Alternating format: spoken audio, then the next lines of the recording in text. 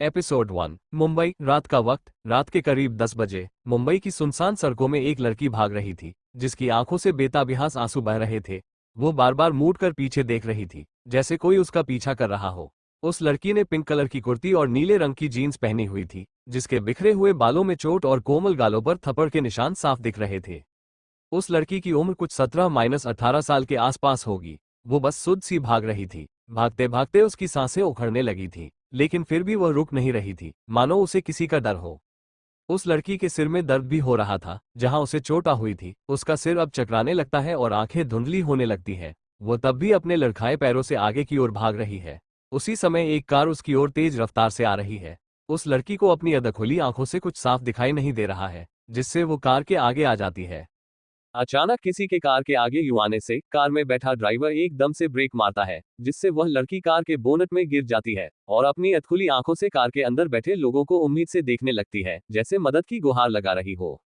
Car में एक 2425 साल का लड़का ड्राइव कर रहा था, जिसका गोरा रंग और काली आंखें ठीक ठाक दिख रही थी। उसकी आंखों में एक डर छुपा हुआ था। ड्राइवर सीट में बैठा लड़का अपनी डरी हुई आंखों से कार के रियर व्यू मिरर से बैक सीट में बैठे इंसान को देख रहा था, जो सामने उसी लड़की को देख रहा था। दूध सा गोरा रंग, नीली आंखें, सुर्ख गुलाबी होंठ, लंबे बाल जो हल्के घुंघराले थे, और होठों के नीचे छोटा सा तिल उस लड़की की खूबसूरती में चार चांद लगा रहा था। उस लड़की की नजरें भी उसी लड़के में थी, लेकिन तब उस लड़की की आंखें बंद हो जाती हैं और वह नीचे सड़क पर गिर जाती है। गिरती लड़की को देख बैक सीट में बैठा लड़का त्वरित कार से बाहर निकलकर उसके पास आता है। वो लड़का हैंडसम और आकर्षक दिख रहा था। हल्के ब्राउन बाल, जेल से सेट हुए, ग्रे आंखें, हल्की लंबी सीधी नाक, पतले होंठ, हल्की हल्की दाढ़ी के साथ उसका शार्प और टोन जॉलाइन उसे और भी आकर्षक बना रहा था। उम्र करीब 26-27 साल की होगी। हाइट लगभग 6 फीट 3 इंच, एब्स से भरा हुआ शरीर और हाथों में उभरी हुई वेंस। यह व्यक्ति एशिया का नंबर 1 बिजनेसमैन है और अंडरवर्ल्ड का किंग है, जिसके आगे पूरी दुनिया झुकती है। कोई भी इसके सामने अपनी ऊंची आवाज में बात नहीं कर सकता, और अगर कोई कोशिश करता है तो वह दुनिया से ही गायब हो जाता है। उसे उन लोगों से नफरत है जो उसकी बातें नहीं मानते हैं, और इसे धोखा और धोखेबाजों से कड़ा नफरत है। मोक्ष लड़की के पास आकर उसके चेहरे से उसके बालों को हटाता है, जो उसके गिरने से उसके चेहरे में आ गए थे। उसके चेहरे पर बिखरे हुए बालों को हटाकर वो कुछ पलों तक उसे देखता रहता है। मोक्ष को वो बहुत ही मासूम लगती है। वो उसके गालों में हाथ रखता है तो उसे उसके गालों में थप्पड़ के निशान दिखते हैं। उसके गले में हाथों में खरोंचने के निशान थे। सिर में जहां चोट लगी थी, वहां से अब बहुत खून बह रहा था। उसे उसकी ये हालत देखकर अपने दिल में एक टीस सी उठती है। मोक्ष जल्दी से उसे अपनी बाहों में उठा के कार के अंदर बैठ जाता है और उस लड़की को अपनी गोद में लिए उसका सिर अपने सीने से लगा के उसके बालों में हाथ फेरने लगता है। कार के ड्राइवर सीट में बैठा शख्स अपने बॉस को ऐसा देखकर शॉक था। उसे तो अपनी आंखों पर भरोसा ही नहीं हो रहा था। वो तो यही सोच रहा होता है कि आज तक उसके जिस बॉस ने लड़कियों तक को आंख उठा के देखना तो दूर, अपने पास सामने देखना बर्दाश्त नहीं होता है, आज उसका वही बॉस किसी लड़की को अपने गोद में बैठाए हुए है, साथ ही कितने प्यार से उसके सिर को भी सहलाए जा रहे हैं। जब मोक्ष को कई देर तक कार स्टार्ट होते हुए नहीं देखता है, तो वह घूरकर ड्राइवर सीट में बैठे शख्स को देखता है और अपनी कड़क आवाज में कहता है, केविन। ड्राइवर सीट में बैठा शख्स, जिसका नाम केविन था, वो अपने बॉस की कड़क आवाज सुनकर हड़बड़ा कर कहता है, सर, बॉस। फिर अपना सिर न में हिलाकर यस बॉस कहता है। मोक्ष उसको हड़बड़ाता देख अपने आंखों की छोटी छोटी करते हुए कोल्ड वॉइस में कहता है, अगर तुम्हारा सोचना हो गया हो तो हॉस्पिटल चलो। मोक्ष की बात सुनकर केविन यस बॉस बोलकर कार स्टार्ट करता है और जल्दी से कार को हॉस्पिटल की तरफ भागा देता है। उसे डर था कि जल्दी हॉस्पिटल पहुंचने पर उसके बॉस उसे यहीं जिंदा ना दफना दे। हॉस्पिटल। मोक्ष की कार हॉस्पिटल के सामने रोकती है जब वह अपने सीने से लगी लड़की को एक नजर देखता है, जिसका चेहरा अब पीला पड़ा चुका है। केविन कार से उतरते ही तुरंत बैक सीट का डोर ओपन करता है और मोक्ष बड़े आराम से उस लड़की को अपनी गोद में लिए ही कार से बाहर आता है और अपने बड़े बड़े कदमों से हॉस्पिटल के अंदर आ जाता है। जब वो हॉस्पिटल के अंदर आता है तो हॉस्पिटल में काम करने वाले सभी लोग चौंक जाते हैं और अपनी बड़ी बड़ी आंखों से मोक्ष को घूर रहे हैं। लेकिन मोक्ष बिना किसी पर ध्यान दिए अपनी बाहों में लिए उस लड़की को, जो मोक्ष के बाहों में किसी छोटे बच्चे के जैसे दिख रही थी, उसे उसकी तरफ ध्यान नहीं देता। मोक्ष उसे लेकर सीधा किसी के कैबिन में आता है, जहां उसी का उम्र का एक लड़का बैठा हुआ है, जो दिखने में काफी सुंदर है। उसकी ब्राउन आइज में चश्मा लगा हुआ है और परफेक्ट बॉडी है। उसने डॉक्टर का कोट पहना हुआ है। जब उसने अपने कैबिन का दरवाजा बिना नॉक किए खोला, तो उसकी आंखें गुस्से से लाल हो गईं और वह अपनी जलती आंखों से डोर की तरफ देख चिल्लाते हुए कहता है, व्हाट द हेल। लेकिन जैसे ही उसने गेट की तरफ देखा तो वो चौंक जाता है और जल्दी से अपनी चेयर से उठता है। मोक्ष को खुद को ऐसे घूरते देख लड़का अपने दांतों को चमकाता है और कहता है, सॉरी यार, मैंने सोचा कोई हॉस्पिटल का स्टॉप है। चल छोड़, तू ये बता आज मेरी याद कैसे आ गई। मोक्ष उसकी बात सुन अपने दांत पीसते हुए कहता है, मान सहगल, तुम्हारे कैबिन में ऐसे कौन आ सकता है? तुम भूल गए हो तो याद दिला दूं। ये है मान सहगल, मोक्ष का बचपन का दोस्त है और अंडरवर्ल्ड में किंग का राइट हैंड। ये जितने खुशमिजाज यहाँ रहते हैं उतने ही खतरनाक और क्रूल अंडरवर्ल्ड की दुनिया में रहते हैं। ये यहाँ जैसे लोगों की जान बचाते हैं, वहीं ये अंडरवर्ल्ड की दुनिया में बहुत ही बेरहमी से लोगों की जान लेते हैं। मोक्ष की बात सुन मान जल्दी से अपना सिर न में हिला देता है। वो आगे कुछ और कहता, उसकी नजर मोक्ष के बाहों में छिपी लड़की को देखता है जो उसकी बाहों में बेहोश थी और उसका मासूम चेहरा किसी मुरझाए हुए फूल की तरह दिख रहा है। मान हैरान नजरों से मोक्ष को पूछता है, ये कौन है और इसे हुआ क्या है, जिससे मोक्ष एक नजर उस लड़की पर डालता है।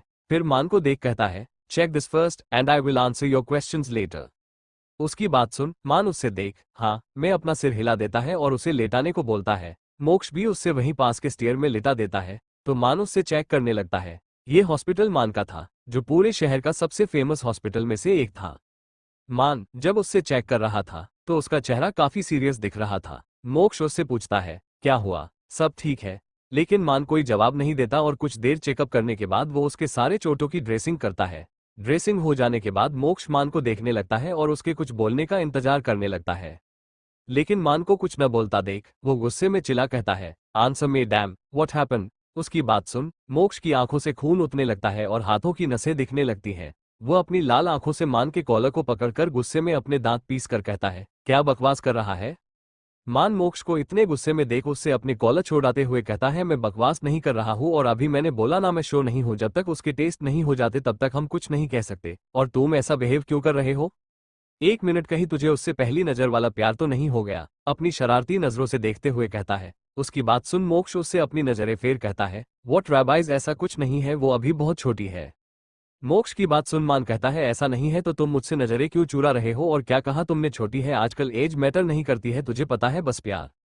मान आगे कुछ और कहता उससे पहले ही मोक्ष गुस्से में अपने दांत पीसते हुए कहता है, मैं किसी से प्यार नहीं करता और ना मुझे इसकी परवाह है, वो बस ये मेरी कार में टकरा गई थी और इसे मदद की जरूरत थी, मैंने बस इंसानियत दिखाई है, दैट्स इट। नहीं, मैं इस प्यार व्यार को मानता हूँ, ये मेरे लिए कोई मैटर नहीं करते, आई जस्ट हेट लव। क्या कहा तुमने, इंसानियत? और फिर एक फीकी हंसी हंसकर, हाँ हाँ, द मोक्ष खुराना ने इंसानियत दिखाई है, जिसे किसी के जीने मरने से फर्क नहीं पड़ता, वो द मोक्ष खुराना इंसानियत की बात कर रहा है। और क्या कहा, तुम्हें प्यार से नफरत है? किसे क्या पता कल को तुम्हें किसी से शिद्दत वाला प्यार हो जाए जो तुम्हारी रूह में बस जाए, जिसके लिए तुम खुद को मिटाने के लिए तैयार हो जाओ। और थोड़ा मजाक करते हुए वो क्या है ना मेरे दोस्त, ये प्यार है, एक रोग, बुरा, ना भूख लगे ना प्यास। उसकी बात सुन मोक्ष गुस्से से तमतमाने लगता है, उसके हाथों और सिर की नसें गुस्से में साफ दिखने लगती है। मान उसके गुस्से को देख एक पल के लिए डर जाता है और कुछ देर रुक कर उसके पास आ उसके कंधे में हाथ रख उससे शांत कराते हुए कहता, रिलैक्स यार, तुम गुस्से में इतने हाइपर क्यों हो रहे हो? मैं तो बस तुझे खुश देखना चाहता हूँ, तुम उसे भूल क्यों नहीं जाते? वैसे भी वो तुम्हारे लायक नहीं थी, तुम्हें अब अपनी जिंदगी में आगे बढ़ना चाहिए। मोक्ष मान के हाथ को अपने कंधे से झटकर उसे अपनी लाल आंखों से देख कहता है, दोबारा कभी अपने जुबान से उसका जिक्र भी मत करना, मैं उससे ऐसे तो जाने नहीं दूंगा। मोक्ष की आंखें इस वक्त आग उगल रही थी, मानो किसी को उस आग में जलाने का इरादा हो। मोक्ष अब उसकी बिना कोई बात सुने एक नजर उस लड़की पर डाल मान के कैबिन से बाहर निकल जाता है।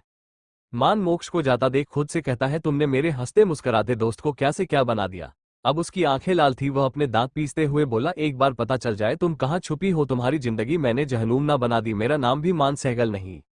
फिर एक नजर स्टीयर में लेती लड़की को देखकर, तुम पहली ऐसी लड़की हो जिसे मेरा दोस्त इतना फिक्रमंद हुआ है, तुम्हें देख मुझे एक उम्मीद दिखी है, शायद मुझे मेरा पहले वाला दोस्त वापस मिल जाएगा। इतना कह वो एक लंबी सांस छोड़ वो भी अब कैबिन से बाहर आ जाता है, क्योंकि उससे उस लड़की के सारे टेस्ट करवाने थे। मोक्ष मान के कैबिन से निकल के सीधा हॉस्पिटल के बाहर निकल जाता है और अपने कार के पास टेक लगा के सिगरेट निकाल सिगरेट के कस लेने लगता है। उसका एक हाथ उसकी पैंट की जेब में रखा हुआ था। वो सिगरेट के कस लेते हुए अपने बगल में खड़े केविन को देखता है, जो उसे ही अपनी अजीब नजरों से देख रहा था। मोक्ष उसे देख अपनी एक आईब्रो उठा देता है और उसे घूरने लगता है। केविन मोक्ष को ऐसे खुद को घूरता देख अपने दांत चमका देता है, जिसे देख मोक्ष उसे अपनी सख्त आवाज में कहता है, उसकी सेफ्टी के लिए बॉडीगार्ड हायर कर दो, फिर कुछ देर रुक के पता लगाओ कि वो उस सुनसान रोड में क्या कर रही थी, किससे भाग रही थी। इतना कह वो पीछे मोड़ कार में जाने लगता है। अभी वो 2 कदम ही चला था, फिर रुक जाता है और बिना पीछे मुड़े कहता है, कल तक सारी इन्फॉर्मेशन मेरे डेस्क पर मिल जानी चाहिए। इतना कह वो कार के अंदर बैठ जाता है और केविन यस बॉस बोल वो भी उसके पीछे ड्राइवर साइड सीट में आ जाता था। केविन मोक्ष का असिस्टेंट है और दोस्त भी। 1 घंटे बाद मोक्ष की कार एक बहुत बड़े विला के बाहर आके रुकती है जिसमें बड़े बड़े अक्षरों में खुराना पैलेस लिखा हुआ था और एक बड़ा सा गार्डन था जिसके बीच में रॉयल वाटर फाउंटेन था जो बहुत ही खूबसूरत दिख रहा था। मोक्ष कार से उतरकर अंदर की तरफ बढ़ जाता और केविन को भी वहीं रुकने बोलता है क्योंकि अब तक रात 2 बज चुके थे। मोक्ष घर के अंदर मेन हॉल में आता है तो देखता है चारों तरफ अंधेरा था। वो अपने कमरे की तरफ अपने कदम बढ़ा देता है, लेकिन जैसे ही उसने पहली सीढ़ी में कदम रखा तो पूरे हॉल की लाइट ओपन हो जाती है जिसे देख वो अपने कदम रोक लेता है और अपनी आंखें कसके बंद कर देता है। वो अपनी बंद आंखों को खोल बिना पीछे मुड़े ही कहता है, मॉम मैंने आपसे कितनी बार बोला है कि आप मेरा वेट मत किया करें। फिर पीछे पलट के देखता है तो उसके सामने एक 4748 साल की औरत खड़ी थी, लेकिन उसे देखकर ऐसा लग ही नहीं रहा था कि उनकी उम्र इतनी होगी। उन्हें देख ऐसा लग रहा था जैसे अभी वो 3435 साल की हो। उन्होंने अपने आप को अच्छे से मेंटेन रखा था। ये और कोई नहीं, मोक्ष की मां निहारिका खुराना थी जो बहुत ही सुंदर थी। जितनी ये सुंदर थी उतना ही इनका दिल भी सुंदर था। इन्हें अपने बड़े बेटे की बहुत फिक्र रहती है। आज भी उसके फिक्र में उसका इंतजार कर रही थी। मोक्ष उन्हें देख आगे कहता है, मॉम डॉक्टर ने आपको टाइम से सोने को और ज्यादा स्ट्रेस लेने के लिए मना किया है ना, तो आप सुनती क्यों नहीं है। मोक्ष की बात सुन निहारिका जी उसका हाथ पकड़ के कहती है, बेटा अगर तुम्हें मेरी इतनी ही चिंता है तो ले आना मेरे लिए बहू। उसके बाद मैं नहीं करूंगी तेरी चिंता, ना ही देर रात तक तेरा इंतजार करूंगी। अपनी मां की बात सुन मोक्ष का चेहरा सीरियस हो जाता है। वो निहारिका जी से अपना हाथ छोड़ा के कहता है, मॉम मैंने आपको पहले भी कहा है और अब भी कह रहा हूं, मुझे नहीं करनी शादी और आप मेरी फिक्र मत किया करें। मैं छोटा बच्चा नहीं हूं, मैं अपना ख्याल रख सकता हूं। निहारिका जी भी अब गुस्सा में कहती है, तू क्यों नहीं करना चाहता है शादी उस धोखेबाज अंजलि की वजह से। बेटा तू समझता क्यों नहीं है, मैं नहीं देख सकती तुझे ऐसे। अब तो मुझे कभी कभी लगता है तेरी शादी देखने से पहले मैं कहीं मर ना जाऊं। मॉम, मोक्ष चिल्ला के कहता है, जिससे सुन निहारिका जी एक पल के लिए डर जाती है और उनकी आंखों से आंसू आ जाते हैं। मोक्ष अपनी मां की आंखों में आंसू देख अपनी आंखें बंद कर देता है और उसकी हाथों की मुठियां कस जाती है जिससे उसके हाथों की नसें तन जाती है। आज पहली बार था जब मोक्ष अपनी मां के ऊपर ऐसे चिल्लाया होगा, लेकिन वो भी क्या कर सकता था। अपनी मां के मुंह से मारने की बात सुन उससे गुस्सा आ गया। अब आता भी क्यों नहीं, वो अपनी मां से प्यार ही जो इतना करता था। मोक्ष अपनी आंखें खोल अपनी मॉम को देखता है और उन्हें गले लगा लेता है तो उसकी मां भी उससे गले लगा लेती है। उनकी आंखों से अब भी आंसू बह रहे थे। अब भाई उनका भी मां का दिल था। अपने बच्चे को इतनी दुख तकलीफ में देख किसी भी मां को अच्छा नहीं लगता, उनको भी तकलीफ होती है। मोक्ष निहारिका जी से दूर होकर उनके गालों में हाथ रख कहता है, प्लीज मॉम आप प्रॉमिस कीजिए आज के बाद आप अपनी जुबान से ये मरने की बात दोबारा नहीं करेगी। निहारिका जी उसकी बात सुन कहती है, ठीक है नहीं लाऊंगी, पर तू भी शादी के लिए मान जा। अपनी मां की बात सुन कियान बात को पलटते हुए कहता है, मॉम हम इस बारे में बाद में बात करते हैं, पहले आप जाइए और आराम कीजिए वरना मिस्टर खुराना को जलन होने लगेगी कि आप उनसे ज्यादा मुझे इंपॉर्टेंस दे रही है। मोक्ष की बात सुन निहारिका जी समझ जाती है कि वो अब इस बारे में बात नहीं करना चाहता है। निहारिका जी को अब मन ही मन मोक्ष के लिए चिंता होने लगती है क्योंकि उनको मोक्ष के अतीत के बारे में पता था, जिसके कारण उन्होंने अपने उस मोक्ष को खो दिया जो हमेशा हंस मुस्कुराता रहता था। उस एक धोखे के कारण उनका बेटा प्यार शादी जैसे रिश्तों से भरोसा उठा गया, बस एक गुस्सैल एरोगेंट हार्टलेस बन के रह गया। मोक्ष अपनी मां को सोने के लिए कहता है तो निहारिका जी भी हाँ में सिर हिला देती है। फिर रुक कर कहती है, तुमने खाना खाया है। मोक्ष हाँ में अपना सिर हिला देता है तो निहारिका जी अब अपने रूम की तरफ बढ़ जाती है। निहारिका जी के जाने के बाद मोक्ष की आंखें डार्क हो जाते हैं और हाथों की नसें दिखने लगती। अब वो मोक्ष नहीं लग रहा था जो अभी अपने मां के सामने था, अभी वो अलग ही लग रहा था। अगर कोई उसे ऐसा देख लेता तो डर से मर ही जाता। मोक्ष अब अपने कमरे में आ जाता है और अपना कोट सोफे में फेंक सीधा वॉशरूम में आके सवार के नीचे खड़ा हो जाता है और अपनी आंखें बंद कर देता है। सवार का ठंडा पानी मोक्ष के ऊपर गिर रहा था कि तभी उसको अपनी आंखों से सामने उसी लड़की का चेहरा देखने लगता है। उसकी आंखें जिनमें उसने दर्द देखा था, उसके वो पतले गुलाबी होठ, उसका दूध जैसा गोरा चेहरा, उसके वो कोमल से चेहरे में वो चोटों के निशान देख मोक्ष एक झटके में अपनी आंखें खोल देता है। उसे पता नहीं क्यों पर उसके जख्मों को देख अपने दिल में दर्द महसूस हो रहा था और यह क्यों था वो समझ नहीं पा रहा था। वो अपने सिर को झटक देता है और बाथरोब पहन के वॉशरूम से बाहर आ जाता है। मोक्ष बाथरूम से बाहर आ अपने बालों को टॉवल से सुखा के टॉवल को सोफे में फेक क्लोजेट रूम की तरफ बढ़ जाता है। मोक्ष का कमरा बहुत बड़ा था, बहुत ही लग्जूरियस था, जहां बीचों बीच एक किंग साइज बेड था और एक बड़ा सोफा, उसके आगे टी टेबल थी। उसी कमरे के एक साइड में एक बहुत बड़ा वार्डरोब था जिसमें मोक्ष के कपड़े, शूज और कुछ जरूरी सामान था। उसी कमरे के राइट साइड से अटैच एक स्टडी रूम भी था जो मोक्ष का अपना पर्सनल था। कुछ ही देर में मोक्ष चेंजिंग रूम से कपड़े चेंज करके वापस रूम में आता है। इस वक्त उसने ब्लैक टी शर्ट और व्हाइट लोवर पहना हुआ था। मोक्ष अब अपने बेड में आके सीधा लेट जाता है और अपनी आंखें बंद कर देता है। आज के पूरे दिन भर की थकान से उसे जल्दी ही नींद आ जाती है। अगली सुबह के 5 बजे मोक्ष हमेशा की तरह अपने टाइम में उठ जाता है और फ्रेश हो अपने जिम की तरफ बढ़ जाता है जो उसने अपने फ्लो के ऊपर वाले फ्लो में ही बनाया हुआ था। करीब 1 घंटे बाद मोक्ष अपने जिम से वापस रूम में आ जाता है। उसका पूरा शरीर पसीने से भीगा हुआ था। उसने जो टी शर्ट पहनी हुई थी स्वेट के कारण ट्रांसपेरेंट हो गई थी, जिसकी वजह से उसकी मस्कुलर बॉडी साफ उभर के दिख रही थी। मोक्ष टॉवल से अपने पसीने को पोंछता हुआ रूम में आता है और वॉशरूम की तरफ अपने कदम बढ़ा देता है, लेकिन मोक्ष जैसे ही वॉशरूम के दरवाजे तक पहुंचा ही था कि उसका फोन बजने लगता है। मोक्ष फोन की आवाज से पीछे पलटता है और बेड की तरफ आके अपना फोन देखता है जिसमें मान नाम शो हो रहा था।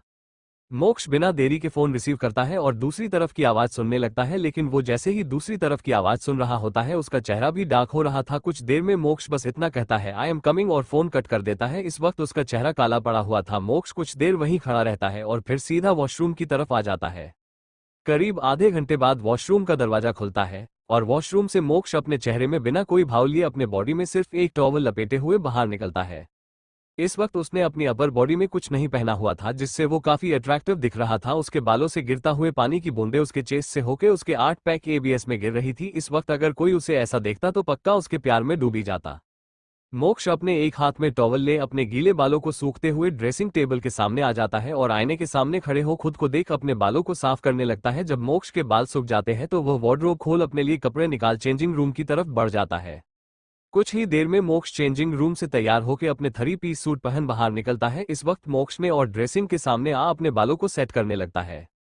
कुछ ही देर में मोक्ष अब पूरी तरीके से तैयार हो जाता है। मोक्ष अपना फोन उठा अपने कमरे से बाहर निकल जाता है। वो कॉरिडोर से होते हुए स्टेयर्स से उतरकर नीचे मेन हॉल में आता है, जहां उसे अपनी मां और उनके साथ एक करीब 5354 साल का एक आदमी बैठा हुआ दिखता है, जो दिखने में थोड़ा बहुत मोक्ष के जैसे लग रहे थे, या ये कह सकते हैं मोक्ष इनके जैसा दिखता था। ये शख्स थे राज खुराना। ये मोक्ष खुराना के पापा थे। मोक्ष उनको देख एक गहरी सांस लेकर उनकी तरफ बढ़ जाता है और अपनी मॉम को गुड मॉर्निंग विश करता है। फिर अपने पापा को देख कहता है अपने आर्यन को वापस इंडिया क्यों बुलाया है। मोक्ष की बात सुन राज जी उसे कहते हैं क्योंकि अब उसकी पढ़ाई कंप्लीट हो गई है और उसका वहां अकेले मन नहीं लग रहा है। राज जी की बात सुन मोक्ष उनसे कहता है उससे यहाँ आना है क्योंकि उसे वहां मौज मस्ती करने को नहीं मिलता, उसे तो यहाँ बस घूमने फिरने को चाहिए। अगर आपने उससे बुला ही दिया है तो उसे कह देना घूमने फिरने की जरूरत नहीं है, ऑफिस में बहुत काम होता है तो कल से ऑफिस आ जाना। मोक्ष की बात सुन राज जी कहते हैं अरे बेटा आज रात को पहुंचेगा वो और तुम उसे कल ऑफिस आने को कह रहे हो, उसे एक हफ्ता तो थोड़ा रेस्ट करने दो फिर आ जाएगा वो भी ऑफिस। अपने पापा की बात सुन मोक्ष उन्हें घूर के देखने लगता है, जिसे देख राज जी उसे बना लेते हैं और मन में कहते अड्डू खडूस खुद तो मशीन है, मेरे बेटे को भी बनाएगा। अब हुआ मोक्ष उन्हें देख नागवारी से अपना सिर हिला देता है। आप लोगों को बता दे मोक्ष दिखता है बस अपने पापा जैसा, पर वो उनके जैसा बिल्कुल भी नहीं है, क्योंकि राज जी बहुत ही हंसमुख रहने वाले इंसान है। कभी कभी तो उन्हें भी खुद समझ नहीं आता कि मोक्ष इतना खडूस और एक्डू क्यों है, क्योंकि वो खुद को और अपनी वाइफ को बहुत ही स्वीट और सुंदर मानते थे। हॉस्पिटल। मोक्ष प्लेस से निकलकर बाहर आता है और अपनी कार में बैठ सीधा हॉस्पिटल के लिए निकल जाता है। करीब आधे घंटे बाद मोक्ष मान के हॉस्पिटल पहुंच जाता है, जहां उसे केविन बाहर खड़ा ही मिल जाता है। केविन मोक्ष को ग्रीट करता है।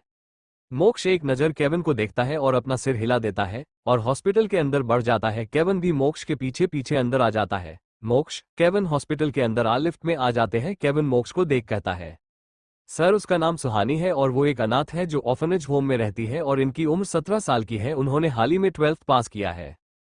इतना बोल केविन चुप हो जाता है तो मोक्ष घूर के उसकी तरफ देखने लगता है, जिस देख केविन आगे कहता है सर उस दिन उनके पीछे गुरु भाई के आदमी पड़े हुए थे, क्योंकि सुहानी ने उनके भाई को मारा था, जिसके कारण वो उनको ढूंढ रहे हैं। इतना बोल वो कियान को देखने लगता है जो उसे ही अपनी खा जाने वाली नजरों से देख रहा था। फिर अपनी कोल्ड आवाज में कहता है you must never hear his name again. Kevin मोक्ष को अपनी बड़ी बड़ी आंखों से देखने लगता है तो मोक्ष उसे अपनी सख्त आवाज में कहता है लगता है तुम्हारी जीने की इच्छा नहीं है। केविन जल्दी से अपनी नजरें नीचे कर लेता है और अपनी धीमी आवाज में कहता है डू खडूस जब देखो घूरता रहता है जैसे खा जाएगा हुन, और अपना मुंह बना लेता है। मोक्ष उसको घूर के देखता है और अपनी कठोर आवाज में कहता है सुनाई देता है मुझे। केविन उसकी बात सुन जल्दी से अपने दांत चमका देता है। लिफ्ट का डोर ओपन होता है। मोक्ष उसे इग्नोर कर लिफ्ट से बाहर निकलकर मान के केबिन की तरफ बढ़ जाता है। केविन भी अपना मुंह बना के उसके पीछे आ जाता है। मान का कैबिन। मोक्ष सीधा मान के कैबिन के अंदर आता है, जहां मान कोई फाइल रीड कर रहा होता है और उसका चेहरा इस वक्त बहुत ही सीरियस था। मोक्ष मान के कैबिन में आ उसके सामने वाली चेयर में बैठ जाता है। उसके पीछे केविन भी आ जाता है और मान को देख कहता है तू इतना सीरियस होके क्या पढ़ रहा है। केविन की बात सुन मोक्ष मान के टेबल से पेपरवेट को घुमाते हुए मान को देखने लगता है। मान केविन की बात सुन मोक्ष और केविन की तरफ देख के कहता है तुम लोग कब आए। दरअसल मान फाइल पढ़ने में इतना खोया हुआ था कि उसे पता ही नहीं चला कि मोक्ष केविन कब उसके कैबिन में आ गए। मान की बात सुन केविन मोक्ष के बगल वाली चेयर खींच बैठते हुए बोलता है क्यों तुम इस फाइल में ऐसा क्या पढ़ रहे थे जो तुम्हें हमारे आने का पता नहीं चला। उसके हाथ से फाइल लेते हुए पूछता है। केविन फाइल खोल देखने लगता है तो मान कहता है सुहानी की रिपोर्ट है, उसी को देख रहा था। सुहानी का नाम सुनते ही मोक्ष मान की तरफ देखने लगता है, फिर मान से पूछता है everything is fine, what is written in the reports. Moksh के पूछने पर मान मोक्ष को देखने लगता है और एक लंबी सांस लेके कहता है देख, रिपोर्ट के हिसाब से उसके साथ कुछ ऐसा हूं नहीं जो हम सोच रहे थे, बट। इतना बोल मान चुप हो जाता है। मोक्ष मान को चुप देख अपने कुड वॉइस में कहता है बट क्या। उसकी आवाज सुन केविन मान कुछ पल के लिए कांप जाते हैं, लेकिन मान फिर अपने डर को काबू कर कहता है There was an attempt to force her but perhaps she saved herself. मान की बात सुन मोक्ष की आंखें सख्त हो जाती है और उसके हाथों की नसें देखने लगती है। मोक्ष ने मान के टेबल का जो पेपरवेट उठाया हुआ था उसमें उसकी मुठियां कसने लगती है। मान और केविन दोनों मोक्ष को ही देख रहे थे। दोनों उसके गुस्से को देख एक दूसरे के देखने लगते हैं, जैसे पूछ रहे हो उसे क्या हुआ, लेकिन दोनों एक साथ अपने कंधे उच्च देते हैं। लेकिन तभी केविन के दिमाग में कुछ क्लिक होता है और वह मोक्ष को देख तुरंत कहता है गुरु भाई का भाई विशाल वही है शायद। फिर मोक्ष की तरफ देख के मैंने तुम्हें कहा था ना, उसको गुरु भाई के भाई ढूंढ रहे हैं क्योंकि उसने उसके भाई को मारा है। अब आया मेरे समझ में, इसलिए उसने उस गधे को मारा होगा, because he might have tried to force himself on her. फिर उसकी बात सुन मान भी कहता है तुम सही कह रहे हो, शायद क्योंकि उसको ड्रग्स भी दिया गया था। जैसे ही मान ये बोलता है मोक्ष अपने हाथ में पकड़ा हुआ पेपरवेट को जोर से दीवार पर दे मारता है, जिससे वो एक तेज आवाज के साथ टूटकर बिखर जाता है। मान और केविन अपने चेयर से हड़बड़ा के उठ जाते हैं। इस वक्त उन्हें मोक्ष को देख डर लग रहा था क्योंकि वो अभी किसी शैतान की तरह दिख रहा था। उसकी आंखें बिल्कुल लाल हो गई थी, हाथों और माथे के किनारे की नसें देखने लगी थी। मोक्ष बिना कुछ बोले मान के कैबिन से निकलने लगता है तो मान पीछे से ही कहता है उसे होश आ गया है। मान की बात सुन मोक्ष के चलते हुए कदम रुक जाते हैं, लेकिन वो पीछे मुड़ के नहीं देखता है। मान मोक्ष को रुकता देख आगे कहता है तू अब क्या करने वाला है। उसके साथ बाहर गुरु भाई के आदमी उसे हर जगह ढूंढ रहे हैं, उसे कल तक डिस्चार्ज मिल जाएगा और मुझे नहीं लगता यहां से जाने के बाद वो गुरु के आदमियों से बच पाएगी। उसकी बात सुन मोक्ष अपनी लाल आंखों से उसे देखता है तो मान चुप हो जाता है। मोक्ष बिना रुके अब वहां से बाहर निकल जाता है। इधर कैबिन में केविन मोक्ष को जाता देख मान को देख कहता है तुम्हें ये कुछ अजीब नहीं लग रहा। कुछ नहीं, बहुत ज्यादा अजीब, मान उसको देख कहता है। केविन मान की तरफ देख, ये तो कभी किसी की इतनी परवाह नहीं करता था। तो मान केविन से को देखकर तुम्हें उसकी आंखों में उसके लिए फिक्र नहीं दिख क्या। केविन मान की बात सुन कहता है तू सही बोल रहा, वैसे भी तूने देखा नहीं जब उससे पता चल कि विशाल ने उसे ड्रग्स दे उसका फायदा उठाना चाहे, कितना गुस्सा था उसकी आंखों में उस वक्त। दोनों कुछ देर चुप हो जाते हैं, फिर एक दूसरे को देख चौंकते हुए एक साथ बोलते हैं क्वीन हॉस्पिटल। केविन मान के मुंह से जब एक ही शब्द निकलता है तो दोनों एक दूसरे को देखते हैं और फिर मुस्कुराने लगते हैं। इधर मोक्ष मान के कैबिन से बाहर आ जाता है। वो जा ही रहा होता है कि उसकी नज़र सुहानी के बोर्ड की तरफ जाती है तो उसके कदम अनायास ही रुक जाते हैं। वो एक नज़र बोर्ड के दरवाजे को देखता है, फिर बोर्ड की तरफ बढ़ जाता है। मोक्ष बोर्ड के दरवाजे को हल्के से खुलता है तो उसकी नज़र सामने हॉस्पिटल बेड पर लेटी इस मासूम सी लड़की पर जाती है जो किसी खरगोश के बच्चे की तरह लग रही थी, जिसके अगल-बगल मशीनें थी, हाथ में कैनोला लगा हुआ था जिसमें से उसे दवाएं चढ़ाई जा रही थी। मोक्ष एक टक सुहानी को देखे जा रहा था।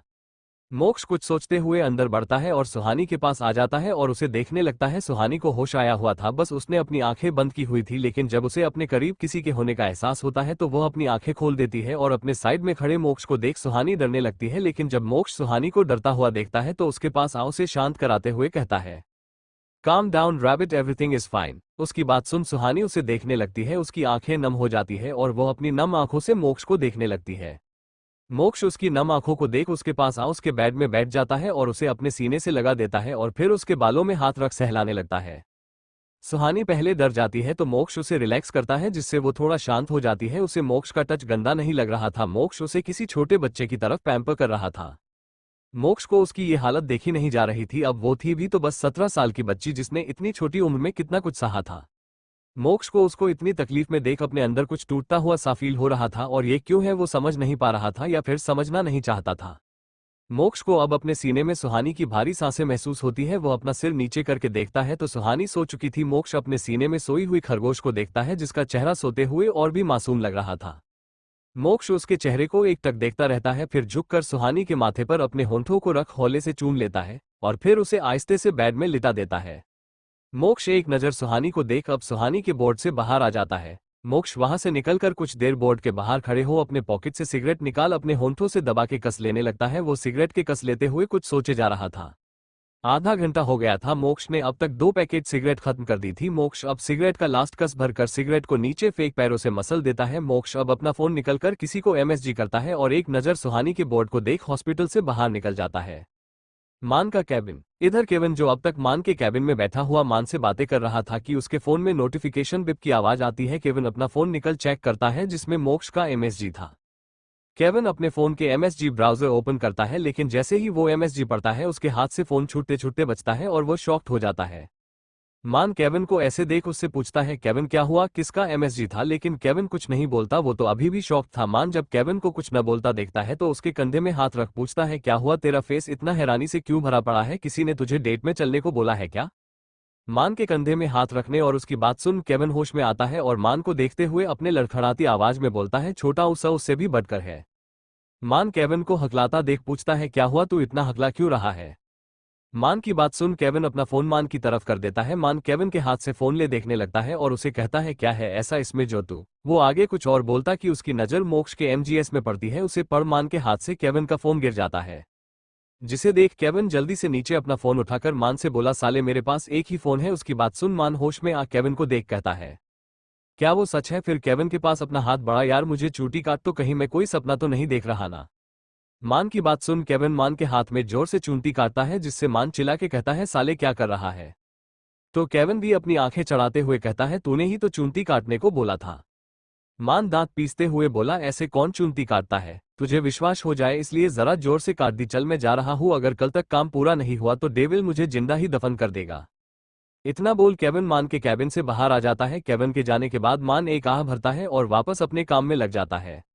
खुराना पैलेस के बाहर एक कार आके रुकती है, जिसमें से एक हैंडसम लड़का बाहर निकलता है, जिसने ब्लैक टी शर्ट, उसके ऊपर येलो डेनिम जैकेट जो खुली हुई थी और नीचे से व्हाइट पैंट पहनी हुई थी। उसकी उम्र लगभग 21-22 साल की होगी। वो दौड़ता हुआ पैलेस के अंदर आता है।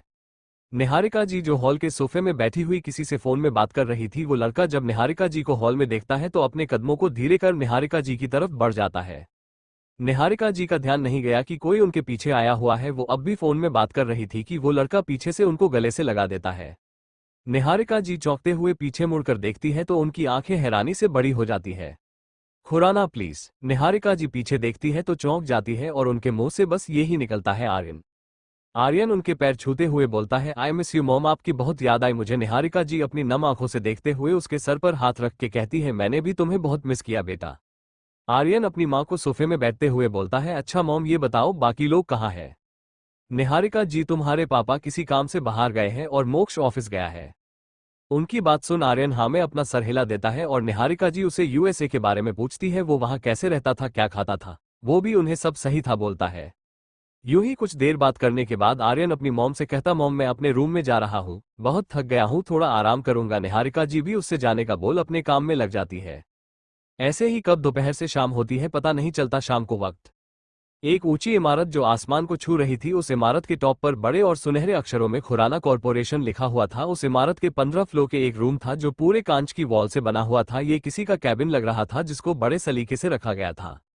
उसी रूम में एक सोफा रखा हुआ था और उससे अटैच एक रूम था जिसमें मोक्ष को कभी देर हो जाती थी तो यहीं आराम किया करता था। मोक्ष अपने केबिन में काम कर ही रहा होता है कि उसके केबिन का डोर नॉक होता है तो मोक्ष अपनी कठोर आवाज में कम इन कहता है तो केविन अंदर आता है और मोक्ष के सामने खड़ा हो जाता है, जिसे देख मोक्ष कहता है, काम हुआ? तो केविन यस बॉस कहता। केविन मोक्ष को देख बोलता है, सर क्या आप ये करना चाहते हैं? मोक्ष एक नज़र केविन को देखता है पर कहता कुछ नहीं। वो अपनी चेयर में लीन होकर बैठ जाता है और अपनी आंखें बंद कर देता है तो उसकी आंखों के सामने कुछ पुरानी याद फ्लैश होती है। फ्लैशबैक एक लड़का एक बड़े से घर में खून से लथपथ फर्श पर पड़ा हुआ था। उसके पेट से खून बहे जा रहा था जिसे उसने अपने हाथ से दबाया हुआ था कि तभी वहां एक लड़का दौड़कर आता है और उससे ऐसी हालत में देख उसके पैर वही जम जाते हैं। तो फर्श पर पड़ा हुआ लड़का उसे देख अपनी लड़खड़ाई आवाज में कहता है, मोक्ष। उसकी अब सुन। मोक्ष उसके पास आके नीचे बैठ जाता है और उसका सर अपने गोद में रख के कहता है, अभी किसने किया ये? चल हम अभी हॉस्पिटल चलते हैं, तुझे कुछ नहीं होगा। उसकी बात सुन अभी कहता है, नहीं यार मेरे पास अब ज्यादा वक्त नहीं है। मोक्ष चिल्ला के कहता है, चुप कर, कुछ नहीं होगा तुझे, मैं कुछ नहीं होने दूंगा तुझे, समझा? मुझे ये बता ये किसने किया? और तू तो आज यहाँ अंजलि को प्रपोज करने वाले था, क्या हुआ और अंजलि कहाँ है? जिससे सुन अभी फीकी हंसी हंस के कहता है, यार तेरे दोस्त फेल हो गया, सब झूठ था, धोखेबाज थी। अब अभी की सांसें भी उखड़ने लगी थी। वो अपनी अटकती आवाज में कहता है, मोक्ष मेरा बस एक काम कर देना, मेरे दोस्त, मुझे पता है मेरा बचना मुश्किल है, प्लीज तू वादा कर कि मेरी बहन को उनसे बचाएगा, तू उनको कभी पता नहीं लगने देगा कि वो मेरे बहना है। अभी अपना हाथ मोक्ष के सामने बढ़ा के कहता है, वादा कर उससे सुरक्षित रखेगा, प्लीज यार वादा कर, उससे कभी पता नहीं लगने देगा मैं कौन था। इतना कह उसकी सांसें अब रुकने लगी थी। मोक्ष अभी के हाथ में हाथ रख कहता है, मैं वादा करता हूँ उससे कुछ नहीं होने दूंगा, उसकी हिफाजत करूंगा मरते दम तक, पर मैं तुझे कुछ नहीं होने दूंगा, हम अभी हॉस्पिटल चलेंगे, चल तू। मोक्ष उठने लगता है तो अभी उसका हाथ पकड़ लेता है और अपने जेब के पास से एक फोटो निकल के, मैंने आज तक किसी को नहीं बताया कि मेरी एक बहन भी है, तेरे सिवा किसी को नहीं पता, उन दोनों को भी नहीं बताया है, उसे मैंने अपने से दूर रखा है ताकि कोई उसे मेरी कमजोरी बना के टारगेट ना करे, वो इसलिए सब सोचते हैं मेरा कोई नहीं है, ये मेरे बहन है। को तो इसका खाया। इतना बोलते ही अभी की सांसें रुक जाती है और उसका हाथ ढीला होके नीचे फर्श पर गिर जाता है जिसमें उसकी बहन की फोटो थी। तभी मोक्ष को किसी की आवाज सुनाई देने लगी है, मोक्ष मोक्ष। फ्लैशबैक एंड मोक्ष किसी के बोलने से अपने ख्यालों से बाहर आता है तो देखता है केविन कितनी देर से उसे आवाज लगा रहा होता है। केविन मोक्ष की तरफ देख बोलता है, तू फिर से उससे याद कर रहा था ना मोक्ष, तूने बताया नहीं उसने तुझे किसे ढूंढने बोला था, क्या तूने जिसके बारे में पता वो आगे कुछ कह पता। मोक्ष अपने कोल्ड आवाज में कहता है, लगता है तुम अपनी लिमिट्स भूल गए हो, तुम अभी किससे बात कर रहे हो, भूलो मत, मैं यहाँ तुम्हारा बॉस हूँ, दोस्त नहीं, तो अपनी हद मत भूलो। केविन अपना सिर झुका सॉरी बॉस बोलता है। मोक्ष उसे देख कहता है, मोक्ष उसे एक नजर देख अपनी सख्त आवाज में कहता है, मुझे कल सुबह 10 बजे तक सब रेडी चाहिए, याद रहे अगर 10 बजे से 1 मिनट ज्यादा हुआ तो मेरी बंदूक की सारी गोली तुम्हारे सिर पर होगी। इतना बोल वह अपनी चेयर से उठकर केबिन से बाहर आ जाता है। काविन उससे जाता देख अपना मुंह बना लेता है, वो जनता था मोक्ष धमकी नहीं देता करके दिखाता है, वो भी फिर उसके पीछे पीछे बाहर की तरफ बढ़ जाता है। हॉस्पिटल मोक्ष अपने ऑफिस से निकल सीधा हॉस्पिटल आया हुआ था, वो सुहानी से मिलने आया था। मोक्ष सुहानी के बोर्ड में आता है तो देखता है सुहानी बैठी हुई अपना सिर हेड्रेस से टिका आंखें बंद किए हुई थी। मोक्ष एक नजर सुहानी को देख अंदर की तरफ बढ़ जाता है। जब सुहानी को किसी के पैरों की आवाज सुनाई देती है तो वह अपनी आंखें खोल सामने देखने लगती है जहां मोक्ष उसी के पास आ रहा था। मोक्ष सुहानी को देख अपनी धीमी मगर कठोर आवाज में पूछता है, how are you feeling now. Suhani Moksh की कठोर आवाज सुनकर कांप जाती है और अपना सिर नीचे किए हुए रहती है। जब वो मोक्ष के सवाल को सुनती है तो अपना सिर नीचे करे ही हिला देती है। मोक्ष जो उसे ही देख रहा होता है उसकी ये हरकत देख उसकी आंखें छोटी हो जाती है और वो अपनी कोल्ड वॉइस में बोलता है, if you have a tongue then speak through your mouth. उसकी बात सुन सुहानी अपना सिर ऊपर कर मोक्ष को देखती है जो उसे ही घूरे जा रहा था। सुहानी उसकी आंखों को देख डर से फिर से अपनी नजरें झुका लेती है और धीरे से कहती है, जी अब ठीक हूं, इतना बोल फिर चुप हो जाती है। मोक्ष के कानों में जब उसकी मीठी आवाज पड़ती है उसकी आंखें कुछ बाल के लिए बंद हो जाती है। मोक्ष फिर अपनी आंखें खोल सुहानी को देखता है। मोक्ष कुछ देर चुप रहता है, फिर सुहानी को कुछ ऐसा कहता है जिससे उसकी आंखें हैरानी से बड़ी हो जाती है। मोक्ष के कानों में जब उसकी मीठी आवाज पड़ती है उसकी आंखें कुछ बाल के लिए बंद हो जाती है। मोक्ष फिर अपनी आंखें खोल सुहानी को देखता है। मोक्ष कुछ देर चुप रहता है, फिर सुहानी को कुछ ऐसा कहता है जिससे उसकी आंखें हैरानी से बड़ी हो जाती है। मोक्ष सुहानी को देख बिना भाव के कहता है, कल हमारी शादी है, तैयार रहना। सुहानी मोक्ष की बात सुन हैरान हो जाती है, अपने सिर उठा के मोक्ष को देखने लगती है। उसको ऐसा देख मोक्ष फिर कहता है, अब मुझे ऐसे मत देखो, मैंने तुम्हारी जान बचाई है तो आज के बाद तुम्हारी इस जिंदगी में मेरा हक है, so from today onwards you will do whatever I से, अंडरस्टूड।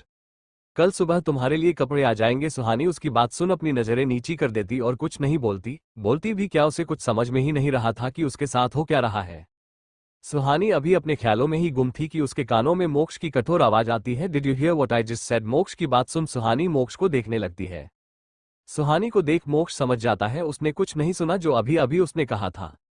मोक्ष सुहानी को अपनी सर्द नजरों से देखने लगता है, फिर अपनी सख्त आवाज में कहता है, मैं कल आऊंगा, तब तक तुम तैयार रहना और हाँ याद रहे यहां से भागने की कोशिश मत करना क्योंकि तुम अब मुझसे बचकर नहीं जा पाओगी।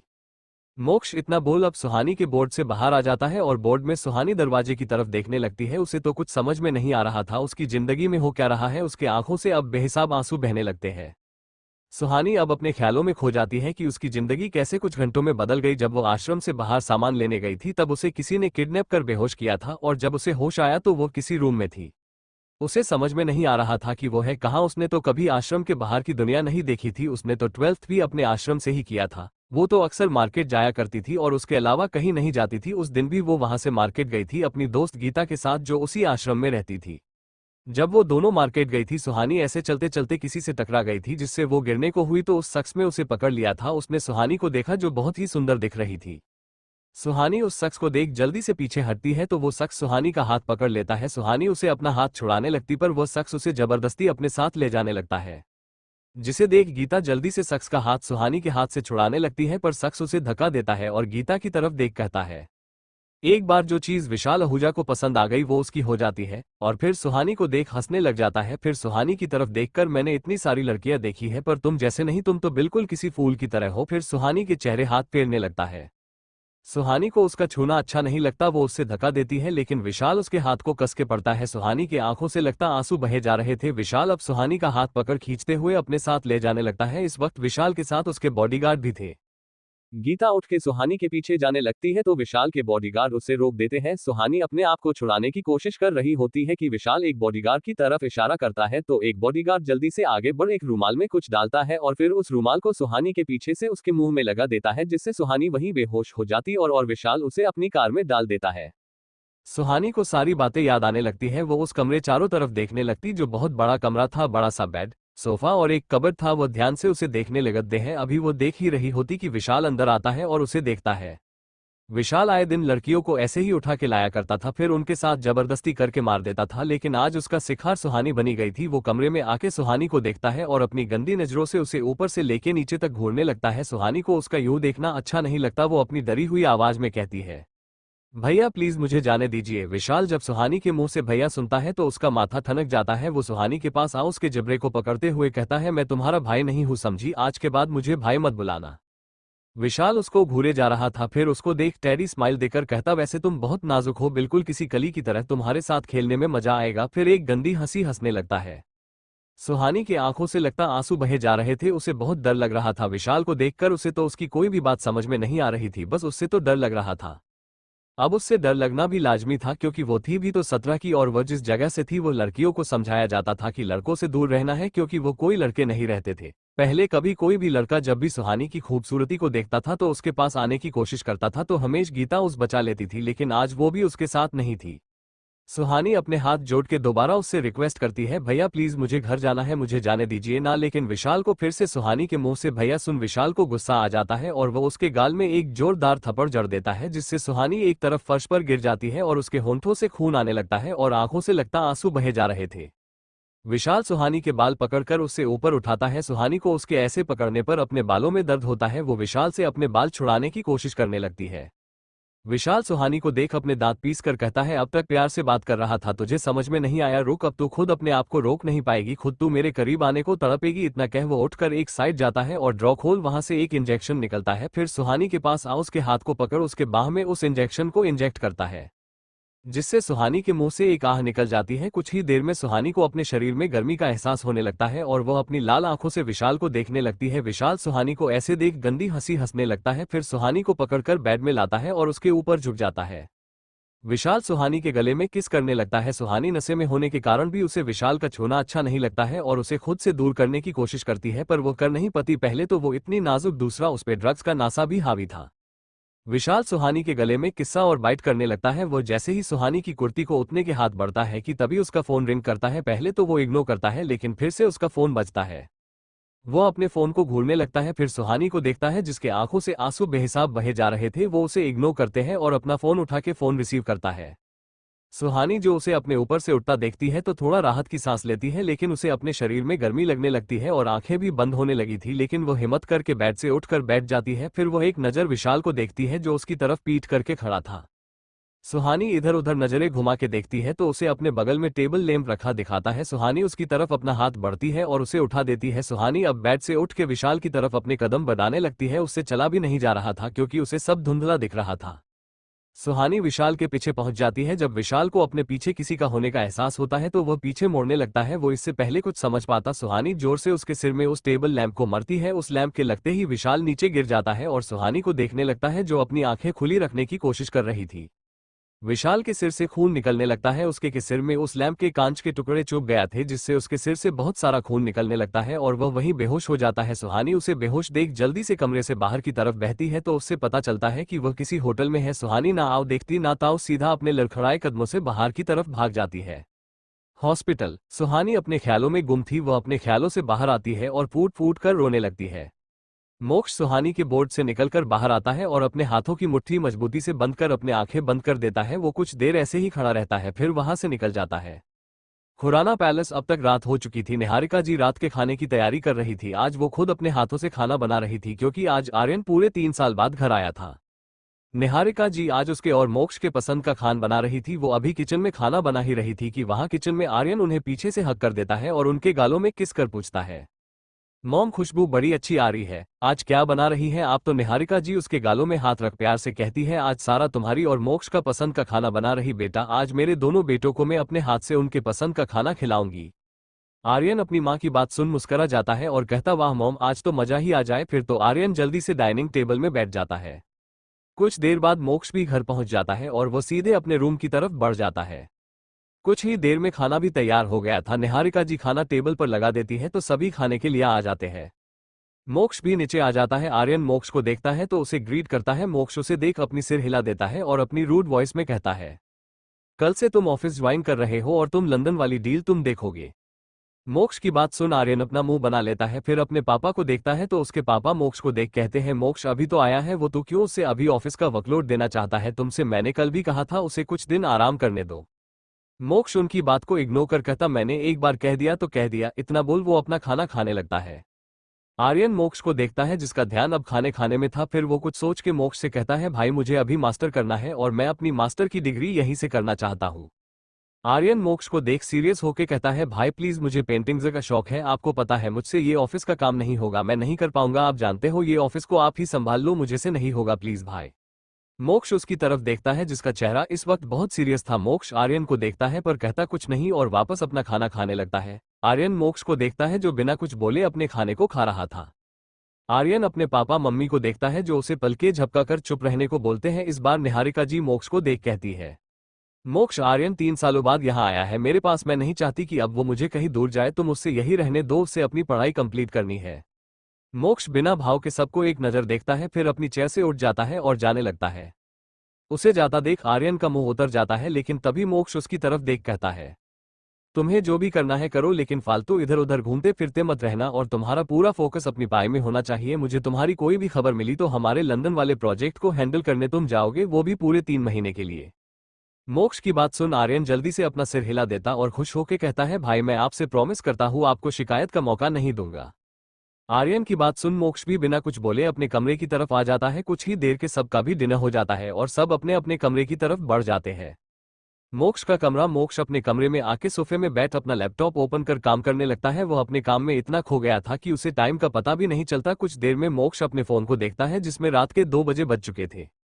मोक्ष अपना सिर उठा के घड़ी में नजर डालता है, फिर वह अपना लैपटॉप बंद कर उठकर बेड में आके लेट जाता है। वो अपनी आंखें बंद कर देता है तो आंखें बंद होते ही उसे सुहानी का मासूम चेहरा देखने लगता। मोक्ष झटके से अपनी आंखें खोल देता है और उठ के बैठ जाता है और खुद से कहता है, मुझे उसके दर्द से फर्क क्यों पड़ता है। फिर अपने गर्दन में हाथ फिराने लगता है।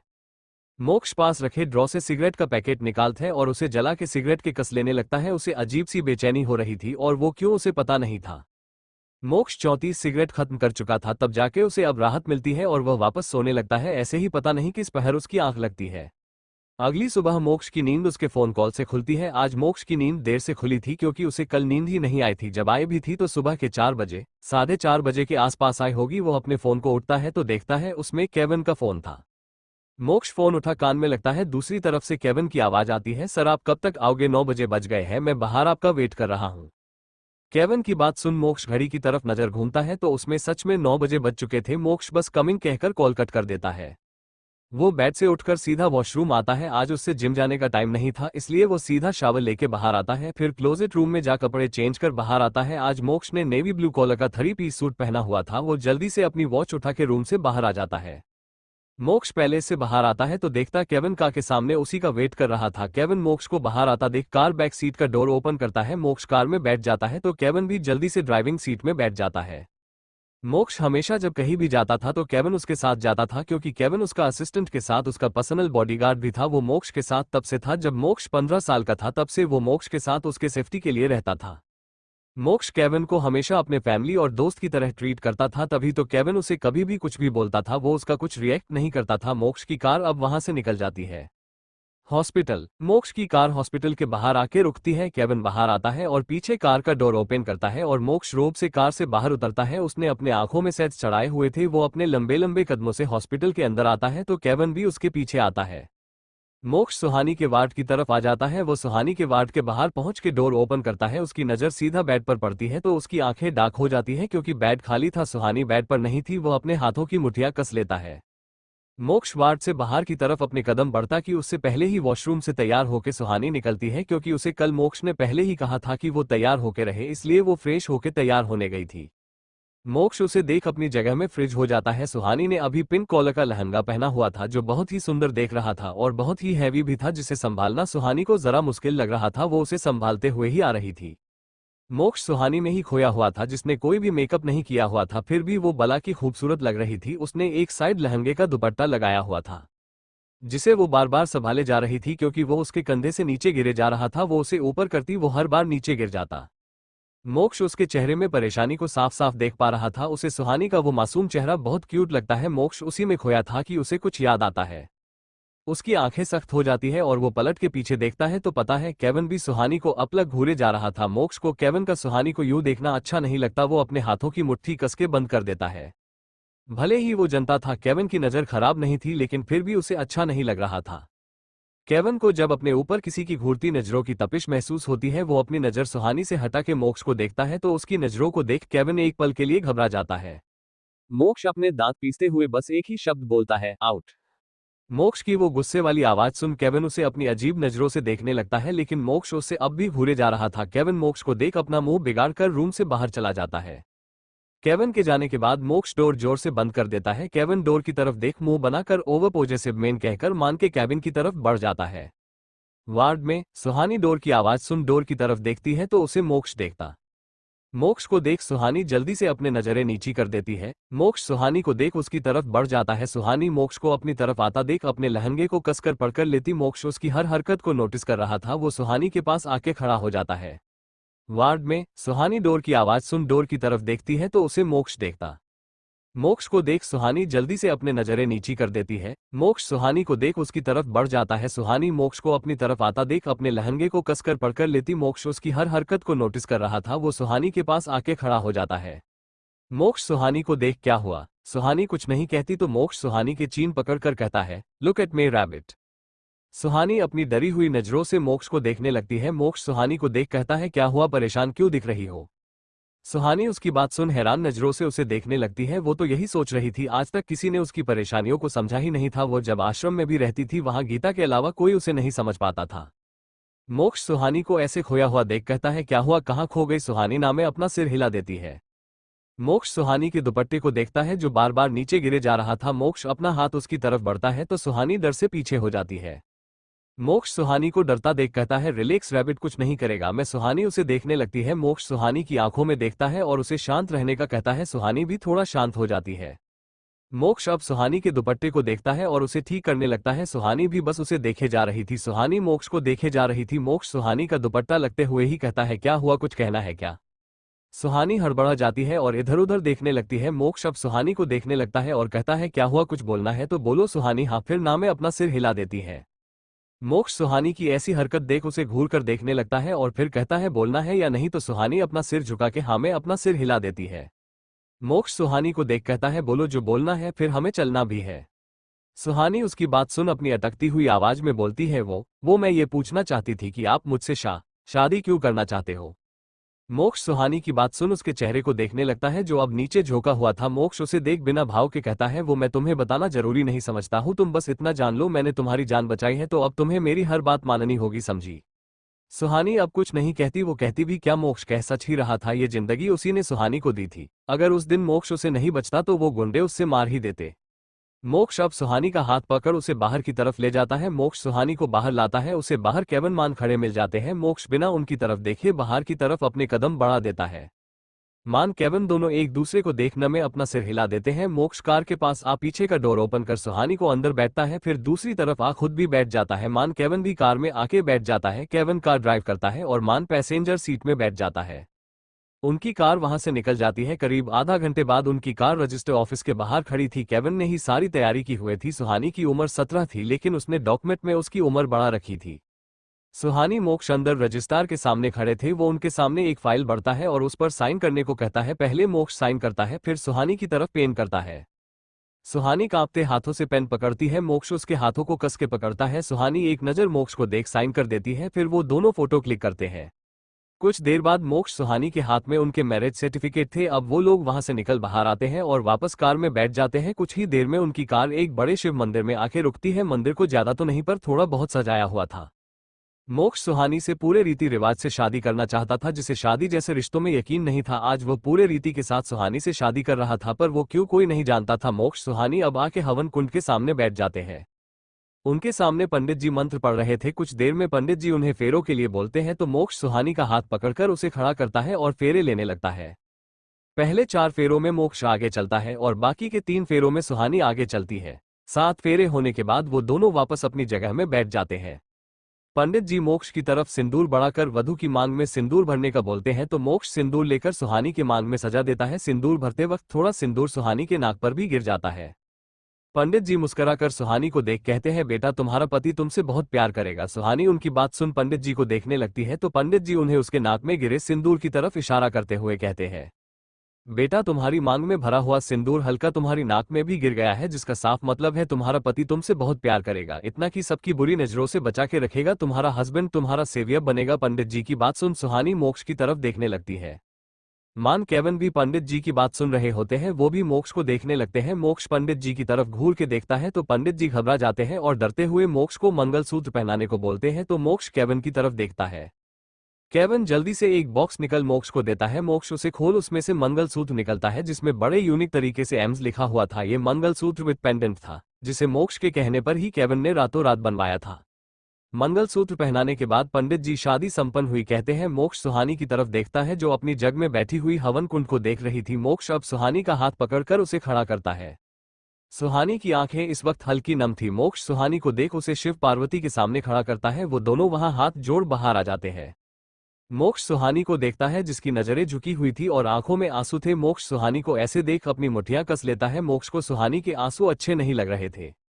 मोक्ष अपनी आंखें बंद करता है। 2 मिनट बाद मोक्ष अपनी आंखें खोल सुहानी के पास आ उसे कंधे से पकड़ अपनी तरफ करके पूछता है, रैबिट क्या हुआ, रो क्यों रही हो, कुछ हुआ है? सुहानी मोक्ष के ऐसे पूछने पर सुहानी अब और जोर से रोने लगती है। मोक्ष उसको ऐसे रोता देख उसे बेचैनी होने लगती है। वो सुहानी को खींच के अपने सीने से लगा देता है। मान केवन भी सुहानी को ऐसा रोता देख थोड़ा परेशान होने लगते हैं। मोक्ष सुहानी के बालों में हाथ फेरने लगता है। मोक्ष सुहानी को प्यार से पूछता है, बच्चा क्या हुआ? फिर उसको अपने से थोड़ा दूर करते हुए बोलता है, बच्चा लुक एट में। सुहानी मोक्ष को अपनी भीगी पलकों से देखने लगती है। मोक्ष सुहानी के आंसू पोंछते हुए पूछता है, बच्चा अब तुम हमें बताओगी नहीं? तुम रो क्यों रही हो तो हमें कैसे पता चलेगा? शिव मंदिर। सुहानी मोक्ष को अपनी भीगी पलकों से देखने लगती है। मोक्ष सुहानी के आंसू पोंछते हुए पूछता है, बच्चा अब तुम हमें बताओगी नहीं? तुम रो क्यों रही हो तो हमें कैसे पता चलेगा? सुहानी मोक्ष की बात सुन सिसकते हुए बोलती है, वो आपने मुझे इतने प्यार से पूछा ना, इसलिए। सुहानी की बात सुन मोक्ष के साथ साथ केवन मान का मन तो कर रहा था कि वो अपना सिर किसी दीवार में दे मारे। मतलब ये लड़की इतनी देर से इसलिए रो रही थी क्योंकि इसे प्यार से पूछा था, मतलब हद है। सुहानी मोक्ष को देख आगे कहती है, वो मैं जिस अनाथ आश्रम में रहती थी ना, वहां गीता के अलावा कोई भी मुझसे ठीक से बात नहीं करता था। सब मुझसे नफरत करते थे। मैंने ना गीता से भी पूछा था सब मुझसे नफरत क्यों करते हैं, तो गीता ने मुझे बताया था कि मैं खूबसूरत हूं ना, इसलिए। तो मैंने गीता से पूछ अगर मैं कम खूबसूरत दिखूंगी तो सब क्या मुझसे दोस्ती करेंगे? तो गीता ने कहा दोस्ती दिल की जाती है और वो लोग तुम्हें कभी दिल से दोस्त नहीं मानेंगे। सुहानी ये बोलते हुए किसी छोटे बच्चे की तरह मासूम लग रही थी। मोक्ष को सुहानी को देख प्यार आ रहा था, बट वो ये जाता नहीं सकता था। केवन मान को तो वो बहुत क्यूट लगती है। मान सुहानी को देख कहता है, कोई बात नहीं रैबिट, हम है न तुम्हारे दोस्त। मान की बात सुनकर मोक्ष को बहुत गुस्सा आता है। वो क्यों वो भी नहीं जानता था, लेकिन सुहानी मान को देख अपना सिर नामे हिलाकर कहती है, नहीं आप मेरे दोस्त नहीं हो। मान का तो उसकी बात सुन चेहरा ही लटक जाता है, लेकिन फिर सुहानी की बात सुन मान की आंखों में नमी तैर जाती है। सुहानी मान को देख कहती है, आप मेरे दोस्त नहीं, आप मेरे भाई हो। फिर थोड़ा मायूस होके, वो मेरा कोई भाई नहीं है ना, मैं अनाथ हूं ना, तो आप मेरे भाई बन जाओ। सुहानी की बात सुन मान की आंखें नम हो जाती है और मान सुहानी के पास आ उसे अपने सीने से लगा के कहता है, हाँ प्रिंसेस, आज से मैं तुम्हारा भाई हूँ। फिर रुक कर, मैं ही नहीं ये भी तुम्हारा भाई है। मान केवन की तरफ इशारा करता है। केवन भी सुहानी को देख उसके पास आके उसके सिर पर हाथ फेर कहता है, हाँ प्रिंसेस, मैं भी तुम्हारा भी हूँ। सुहानी खुश हो जाती है और कहती, सच्ची भाई? मान भी उसके सिर में हाथ फेर, मुच्छी बच्चा। मोक्ष तो सुहानी की बात सुन उसे बिना भाव के देख रहा था, परंतु उसकी आंखों में कहीं अनकहे छुपे भाव देख रहे थे जिसे कोई नहीं पढ़ पाता। केवन मोक्ष को देख पूछता है, क्या हुआ, तुम ठीक हो? मोक्ष केवन को देख अपने आप को नॉर्मल कर हाँ में अपना सिर हिला देता है। केवन मोक्ष को देखता है जो सुहानी को ही देखे जा रहा था, कोई बात है क्या जो तुझे पता हो हमें नहीं? मोक्ष अब केवन को देखने लगता है। केवन मोक्ष को देख पूछता है, तुम हमसे कुछ छुपा रहे हो क्या? मोक्ष अपनी नजरें चुराते हुए बोलता है, ऐसा कुछ नहीं है। केविन मोक्ष को अपनी तरफ करते हुए कहता है, तो फिर तुम मुझसे नजरें क्यों चुरा रहे हो? मान और सुहानी भी अब उनकी तरफ देखने लगते हैं। मान केविन से पूछता है, क्या हुआ विन, तुम मोक्ष को ऐसे क्यों कह रहे हो? मोक्ष अब केविन की तरफ देख अपनी रूड वॉइस में कहता है, तुम भूल रहे हो तुम किससे बात कर रहे हो? असिस्टेंट हो, असिस्टेंट बन के रहो। मैंने तुम्हें कुछ नहीं बोलता, इसका मतलब ये नहीं कि तुम मुझसे सवाल पूछ सको, समझे? मोक्ष सुहानी का हाथ पकड़कर कार की तरफ ले जाता है। मान केविन को देख कहता है, तुम उसकी बात बुरा मत मानना, तुम्हें पता है ना वो कैसा है? केविन हाँ में अपना सिर हिला देता है, फिर अपने मन में कहता है, मुझे पता है मोक्ष, तुमने ये जानबूझकर बोला है ताकि तुम मेरे सवालों से बच सको। मैं तुम्हें अच्छे से जानता हूं, तुम कब क्या बोलते हो और क्यों बोलते हो। ये बात बिल्कुल सही थी। मान भी मोक्ष को उतना नहीं जाता था जितना केविन। भले ही मान मोक्ष को केविन से पहले जनता हो, पर वो मोक्ष को उतना नहीं पहचान पाता था जितना केविन। केविन तो मोक्ष के आंखों तक को पढ़ लेता था, इसीलिए तो मोक्ष ने केविन को इतना कुछ कह दिया था, क्योंकि वो जान चुका था केविन जरूर उसकी आंखों को पढ़ लिया होगा। इधर गाड़ी में मोक्ष ने अपने हाथों की मुठ्ठियां कसी हुई थी। वो सीट के पीछे लीन होकर अपनी आंखें बंद की हुए था। साफ पता चल रहा था उसने जो अभी केविन से बात की है उसको अपने आप पर बहुत गुस्सा आ रहा था। वो अपने गुस्से को कंट्रोल कर रहा था। सुहानी तो कार की खिड़की में चिपकी हुई उसी को देखे जा रही थी। मोक्ष को जब यह महसूस होता है कि कोई उसे देख रहा है तो वो अपनी आंख खोल सुहानी को देखने लगता है। सुहानी जो उसे ही देख रही थी, मोक्ष के देखने पर वो अपनी नजरें झुका लेती है। मोक्ष सुहानी को देख कहता है, रैबिट इधर आओ मेरे पास। सुहानी डरते हुए उसे देख रही थी। भले ही उसे पता था मोक्ष उसे कुछ नहीं करेगा, फिर भी उसे डर लग रहा था। वो अपनी जगह से नहीं हिलती है। मोक्ष सुहानी को नहाता देख उसे अपनी आंखें छोटी करके देखने लगता है, पर सुहानी ने तो अपना सिर नीचे किया हुआ था। मोक्ष सुहानी की तरफ अपना हाथ बढ़कर खींच के उससे अपनी गोद में बैठा देता है। सुहानी तो हैरान नजरों से देखने लगती है। मोक्ष सुहानी को खुद पर यूं हैरानी से देखता देखकर पूछता है, क्या हुआ, क्यों देख रही हो ऐसा? सुहानी डरते हुए कहती है, कुछ नहीं। मोक्ष अपनी एक आईब्रो ऊपर उठा देता है। सुहानी उसे देख कहती, वो आपने उन अंग्रेज भैया को क्यों डांटा? सुहानी को केविन का नाम पता नहीं था, और केविन भले ही इंडियन था लेकिन उसकी शकल को देख सब उसे फौना समझते थे। मोक्ष सुहानी की बात सुन मुस्कुराने लगता है। वो सुहानी के चिक्स को खींचते हुए कहता है, वो अंग्रेज नहीं है, उसका नाम केविन है। मोक्ष के गाल खींचने पर सुहानी अपने गालों में हाथ लगाते हुए दर्द हो रहा है। मोक्ष उसके गालों पर अपने हाथ रखते हुए अंगूठे से वहां पर सहलाने लगता है। सुहानी मोक्ष को देख अपने होंठों का पाउट बनाकर कहती, सुनिए ना, आपने उन भाई को डांटा तो क्या अब वो आपसे नाराज होंगे? जब गीता भी मुझसे नाराज होती थी तो वो मुझसे पूरे एक दिन तक बात नहीं करती थी, तो क्या भाई भी आपसे एक दिन तक बात नहीं करेंगे? सुहानी मोक्ष को देख अपने होंठों का पाउट बनाकर कहती, सुनिए ना, आपने उन भाई को डांटा तो क्या अब वो आपसे नाराज होंगे? जब गीता भी मुझसे नाराज होती थी तो वो मुझसे पूरे एक दिन तक बात नहीं करती थी, तो क्या भाई भी आपसे एक दिन तक बात नहीं करेंगे? मोक्ष सुहानी के होंठों को देखता है जिनका उसने अभी पाउट बनाया हुआ था, और वो अभी उसे ही देख रही थी। मोक्ष सुहानी को ऐसे देख उसे अजीब सी फीलिंग का एहसास होने लगता है। वो सुहानी को अपने सीने से चिपकते हुए कहता है, जहां दोस्तों के बीच में प्यार होता है ना रैबिट, वहां नाराज होना लाजमी है, और तुम चिंता मत करो, वो भी मुझसे ज्यादा देर नाराज नहीं रह सकता। जैसे तुम्हारी दोस्त गीता तुमसे अगले दिन बात कर देती थी ना, वो भी कर देगा। सुहानी उसकी बात सुन उसके सीने से अपना सिर बाहर निकलकर उसे टुकुर टुकुर देखने लगती है। मोक्ष उसे ऐसा देखता देख उसे वापस अपने सीने से लगाकर उसके बालों में हाथ फेरने लगता है। उसे सुहानी का ऐसा देखना अपने अंदर अलग सी बेचैनी होने लगती है, और ऐसा क्यों था उसे जानकर भी अनजान बन रहा था।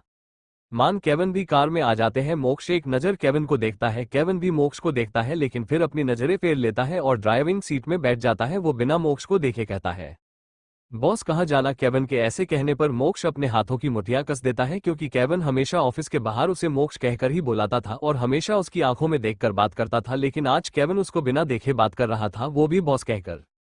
मान भी उन दोनों को एक नज़र देखता है। उसे पता था वो दोनों एक दूसरे से अभी नाराज है, लेकिन एक दूसरे के बिना रह भी नहीं सकते, इसलिए वो भी अभी कुछ न कहना ही बेहतर समझता है। मोक्ष बस एक ही शब्द बोलता है, पैलेस। मोक्ष की बात सुन केविन एक नज़र रियल व्यू मिरर से पीछे देखता तो मोक्ष अब सीट से पीछे टिक कर अपनी आंखें बंद किए हुए था। उसकी गोद में सुहानी अपना सिर बाहर निकले केविन को टुकुर टुकुर देख रही थी। केविन सुहानी को देख एक छोटी सी स्माइल करता है, तभी मोक्ष की आवाज उसके कानों में पड़ती है, रैबिट सो जाओ थोड़ी देर। मोक्ष की बात सुन सुहानी वापस अपना सिर उसके सीने में छुपा लेती है। मोक्ष भी उसके बालों को सहलाने लगता है। केविन दोनों को ऐसे साथ देख हल्की सी स्माइल कर अब कार स्टार्ट कर वहां से निकल जाता है। मोक्ष अपनी आंख खोल केविन को एक नज़र देखता है और वापस अपनी आंखें बंद कर देता है। अब भाई दोनों दोस्त थे, एक दूसरे को अच्छे से समझते थे, चाहे वो लड़े झगड़े पर अपने दोस्त को खुशी देख वो भी कैसे खुश ना हुए। करीब 1 घंटे के सफर के बाद उनकी कार खुराना पैलेस के बाहर आके रुकती है। मान को हॉस्पिटल में कुछ अर्जेंट केस आ गया था, इसलिए वो रास्ते से ही हॉस्पिटल के लिए निकल गया था। केविन कार से उतरकर पीछे का दरवाजा खोलता है। मोक्ष अपनी गोद में छुपी उस खरगोश को देखता है जो किसी छोटे बच्चे की तरह मोक्ष की शर्ट को अपने छोटे छोटे हाथों की मुट्ठी में कस के पकड़े हुए सोई हुई थी। मोक्ष के फेस में एक छोटी सी स्माइल आ जाती है। वो कार से बाहर आता है और अपने कदम पैलेस की तरफ बढ़ा देता है। दरवाजे के बाहर मोक्ष की गोद में सुहानी थी तो केविन दूर बेल बजता है। अंदर सभी लोग हॉल में बैठे थे। डोर बेल की आवाज सुन निहारिका जी दरवाजे की तरफ जाती है और दरवाजा होती है। जैसे ही निहारिका जी दरवाजा खोलती है उनकी आंखें हैरानी से बड़ी बड़ी हो जाती है। राज जी निहारिका को ऐसे दरवाजे पर खड़ा देख पूछते हैं, नेहा, निहारिका जी का निक नेम क्या हुआ, कौन आया हुआ है? निहारिका जी राज जी की आवाज सुन होश में आके उनकी तरफ देखती है और कहती है, मोक्ष है। तो राज जी अपनी जगह से खड़े होकर उनकी तरफ जाते हुए बोलते हैं, तो क्या हुआ, अंदर आने दो उन्हें। वो अभी इतना ही बोले थे कि उनकी नजर भी मोक्ष पर जाती है। फिर उसकी गोद में किसी लड़की को देख वो चौंकते हुए बोले, मोक्ष, ये तुम्हारी गोद में ये लड़की कौन है, और वो भी शादी के जोड़े में? राज जी की आवाज सुन सुहानी की नींद खुल जाती है और वह अपने चेहरे को मोक्ष के सीने में रफ करके अपना सिर बाहर निकल मोक्ष को देखती है। मोक्ष उसकी हरकत देख उसे ही देखता रहता है। सुहानी अभी किसी छोटे बच्चे की तरह लग रही थी। निहारिका जी तो सुहानी को देखे जा रही थी, उनको वो बहुत मासूम दिख रही थी। राज जी मोक्ष को देख फिर से पूछते हैं, मोक्ष, मैंने कुछ पूछा तुमसे, ये कौन है, किसकी बीवी भागा के लाए हो तुम? उनकी बात सुन सुहानी की नजर अब उन पर जाती है। वो सब अब उसे देखने लगते हैं। सबको ऐसा खुरता देख सुहानी डर से फिर से मोक्ष के सीने में अपना सिर छुपा लेती है। मोक्ष तो राज जी की बात सुन उसकी आंखें छोटी हो जाती है। केविन सबको देख कहता है, मॉम डैड रिलैक्स, ये आपकी बहू है, मोक्ष की little wife rabbit, I mean Suhani, Moksh Khurana. Kevin की बात सुन सब शॉक्ड हो जाते हैं और मोक्ष को आंखें फाड़े देखने लग जाते हैं, जैसे पूछ रहे हो क्या ये जो बोल रहा है सही बोल रहा है। मोक्ष कुछ कहता कि पीछे से आवाज आती है, किसी की बीबी आई है, मुझे भी बताओ। आर्यन पीछे से अपनी आंखों में चमक लिए बोलता है, केविन, एरियन को देख, छोटे तू कब आया? आर्यन केविन को देख भाग के उसके ऊपर कूद जाता है और कस के केविन को गले लगा लेता है। दरअसल केविन खुराना पैलेस में ही रहता है, क्योंकि केविन अनाथ था तो मोक्ष ही उसे यहाँ लेके आया था। निहारिका जी और राज जी ने उसे अपने बच्चे की तरह रखा था और उन्होंने ही उसे आर्यन और मोक्ष की तरह उनको मॉम डैड कहने को कहा था। केविन को तो मॉम डैड का प्यार कभी मिला ही नहीं था। जब राज निहारिका जी ने उन्हें मॉम डैड कहने को कहा तो उसे तो पहले यकीन ही नहीं हुआ कि उसे भी मॉम डैड मिल सकते हैं। उसने मोक्ष की तरफ देखा तो मोक्ष ने उसे पलके झपका दी, जिसे देख केविन झट से उनके गले लग जाता है। उसे तो खुशी हो रही थी कि अब उसकी भी फैमिली है। केविन आर्यन के साथ हमेशा एक भाई और दोस्त की तरह रहता था। वो इतना अटैच मोक्ष से नहीं था जितना केविन से था। केविन भी आर्यन को पकड़ते हुए बोला, छोटे, अब तुम बच्चे नहीं रहे जो ऐसे मेरी गोद में कूद रहे हो।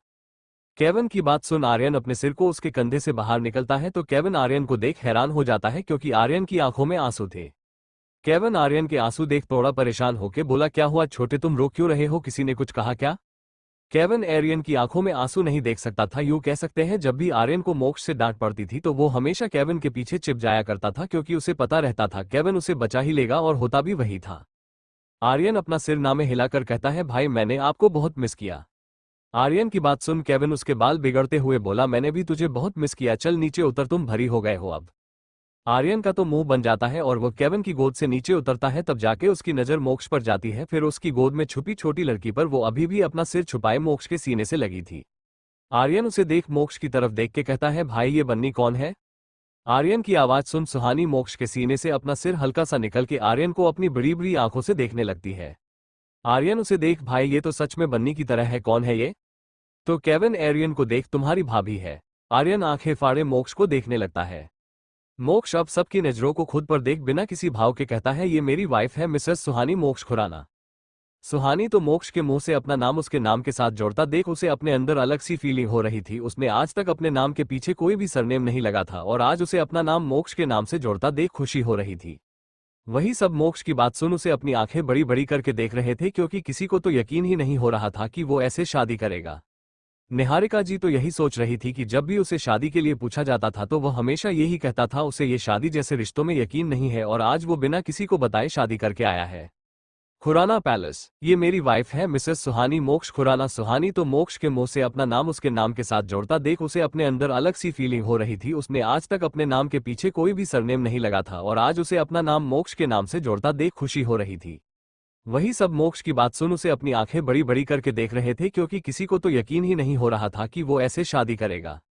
निहारिका जी तो यही सोच रही थी कि जब भी उसे शादी के लिए पूछा जाता था तो वह हमेशा यही कहता था उसे ये शादी जैसे रिश्तों में यकीन नहीं है, और आज वो बिना किसी को बताए शादी करके आया है।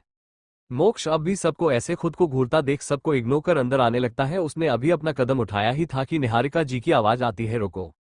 मोक्ष के कदम वहीं हवा में ही रुक जाते हैं। मोक्ष अपने कदम पीछे कर अपनी मां को देखने लगता है। निहारिका जी मोक्ष को देख कहती है, तुम अंदर नहीं आ सकते। उनकी बात सुन सब निहारिका जी को देखने लगते हैं। सुहानी अपनी आंखें नीचे किए हुए अब भी मोक्ष के गोद में थी और वह निहारिका जी की बात सुन डर जाती है और कस के मोक्ष की शर्ट को पकड़ लेती है। मोक्ष सुहानी को एक नजर देख अपनी मां से कहता, मॉम ये सब क्या है? निहारिका जी अपना हाथ दिखा मोक्ष को रोक देती है। मोक्ष चुप हो जाता है।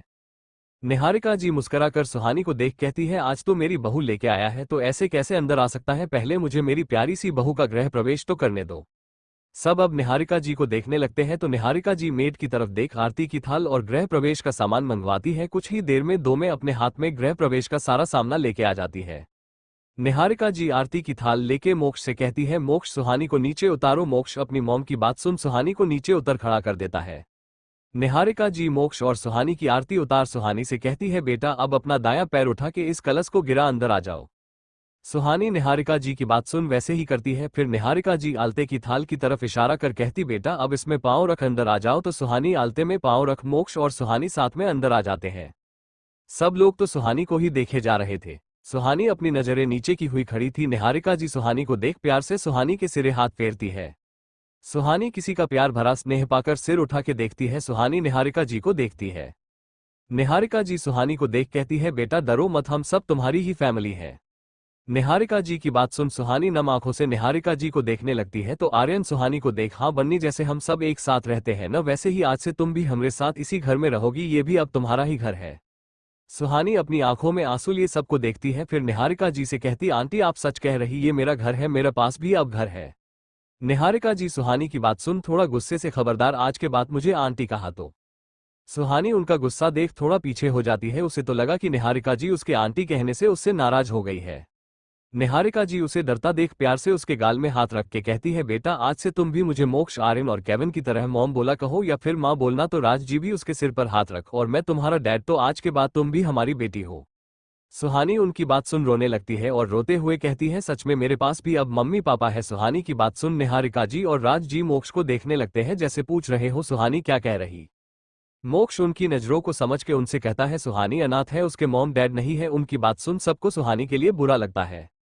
निहारिका जी सुहानी को गले लगाते हुए कहती है, बेटा कोई बात नहीं, आज से कोई तुम्हें अनाथ नहीं कहेगा, अब से तुम्हारा भी परिवार है, हम सब तुम्हारा परिवार है। निहारिका जी के गले लगाने से सुहानी कस को उन्हें गले लगा लेती है और उसके आंखों से आंसू बहे जा रहे थे। सुहानी रोते हुए कहती, क्या आप सच कह रही हैं? मैं आपको माँ बुला सकती हूँ। निहारिका जी सुहानी को अपने से दूर करते हुए, हाँ बेटा मैं तुम्हारी माँ हूँ। फिर निहारिका जी सुहानी को चुप कराते हुए, नहीं बेटा अब से रोना मत, अब से तुम्हारी आंखों में एक भी आंसू नहीं देखना चाहती हूँ। निहारिका जी बात सुन सुहानी हाँ में अपना सिर हिला देती है। फिर निहारिका जी सुहानी के माथे में किस कर उसे चुप करा देती है। कुछ देर में सुहानी भी चुप हो जाती है। निहारिका जी अब सुहानी और मोक्ष से कहती, बेटा तुम दोनों अब ऊपर अपने कमरे में जाओ, थोड़ा फ्रेश हो जाओ, कुछ देर में डिनर का टाइम हो जाएगा। मोक्ष अपनी मॉम की बात सुन सुहानी को अपने साथ कमरे की तरफ आ जाता है। मोक्ष का कमरा, सुहानी मोक्ष कमरे में आते हैं। सुहानी तो कमरे को देख चौंक जाती है और आंखें फाड़े रूम को देखने लगती है। मोक्ष सुहानी को ऐसे देख पूछता है, क्या हुआ, तुम ऐसे क्यों देख रही हो? तो सुहानी मोक्ष को देख पूछती है, ये कमरा सिर्फ आपका है या और कोई भी रहता है यहाँ? सुहानी की बात सुन मोक्ष सुहानी को देख कहता है, नहीं ये सिर्फ मेरा कमरा है और मैं ही रहता हूँ यहाँ। मोक्ष की बात सुन सुहानी अब और चौंक जाती है। फिर कहती, लेकिन इतने बड़े कमरे में आप अकेले रहते हैं, मैं जहाँ रहती हूँ ना वहाँ तो इतने बड़े कमरे में 1012 लोग आ जाए। मोक्ष सुहानी को अजीब नजरों से देखने लगता है। उसे सुहानी की बचकानी बातें समझ में ही नहीं आती। वो सुहानी को देख औक, चलो बाकी की बातें बाद में करना, पहले तुम जाके फ्रेश हो जाओ, फिर डिनर कर, तुम्हें दवाई भी लेनी है, फिर सो जाना, तुम्हारी तबीयत अभी ठीक नहीं हुए है। सुहानी मोक्ष की बात सुन उसकी तरफ देख मायूस सा चेहरा बनाकर कहती है, पर मेरे पास कपड़े ही नहीं है। फिर अपने लहंगे की तरफ देख, मैं इसे ही नहीं पहन सकती, ये बहुत भारी है और इसमें चलने में भी बहुत दिक्कत हो रही है। सुहानी की बात सुन मोक्ष सुहानी को देखने लगता है। उसे भी सुहानी की बात सही लगती है। वो फिर अपने कबर्ड से अपनी एक शर्ट निकाल सुहानी को देते हुए बोला, लो आज इसे पहन लेना, कल मैं तुम्हारे लिए कपड़े मंगवा दूंगा। सुहानी उसकी शर्ट देख हाँ में अपना सिर हिला देती है।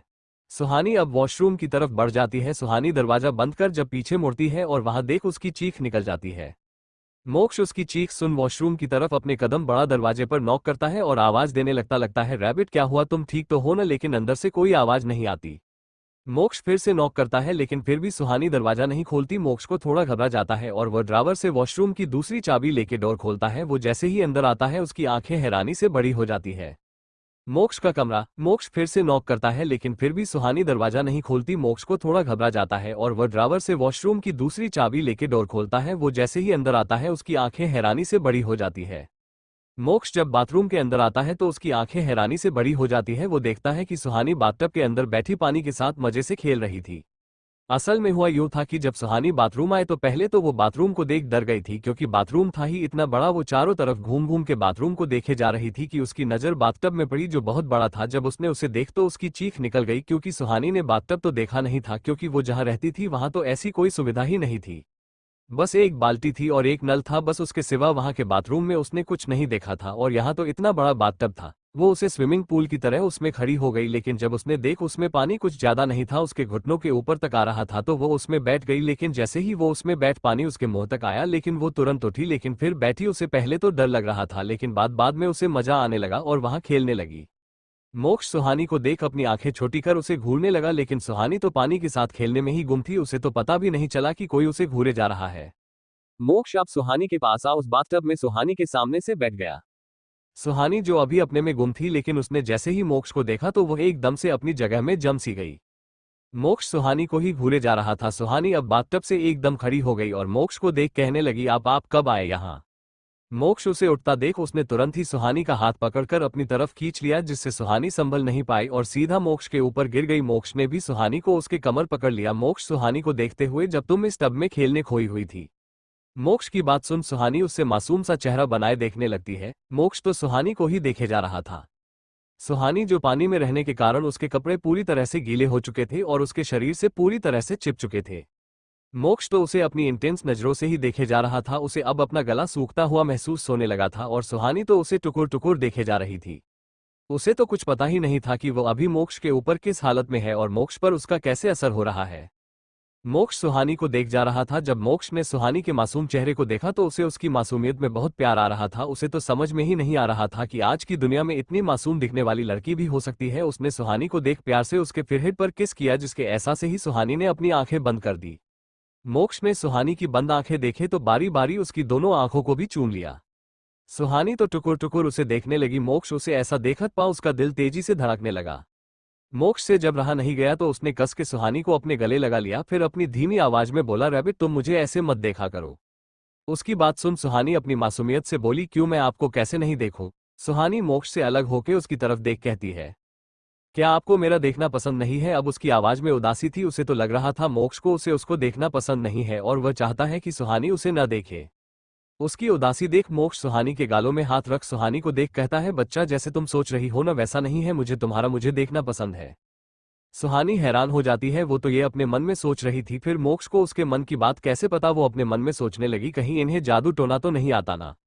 मोक्ष उसे देख फिर से बोला, नहीं मुझे कोई जादू टोना नहीं आता। सुहानी फिर से हैरान होकर मोक्ष को देखने लगी और फिर बोली, आपको मेरे मन की बात कैसे पता चली, मैं क्या सोच रही? मोक्ष ने सुहानी के गाल खींचते हुए कहा, बस पता चल गई तुम्हें देखकर।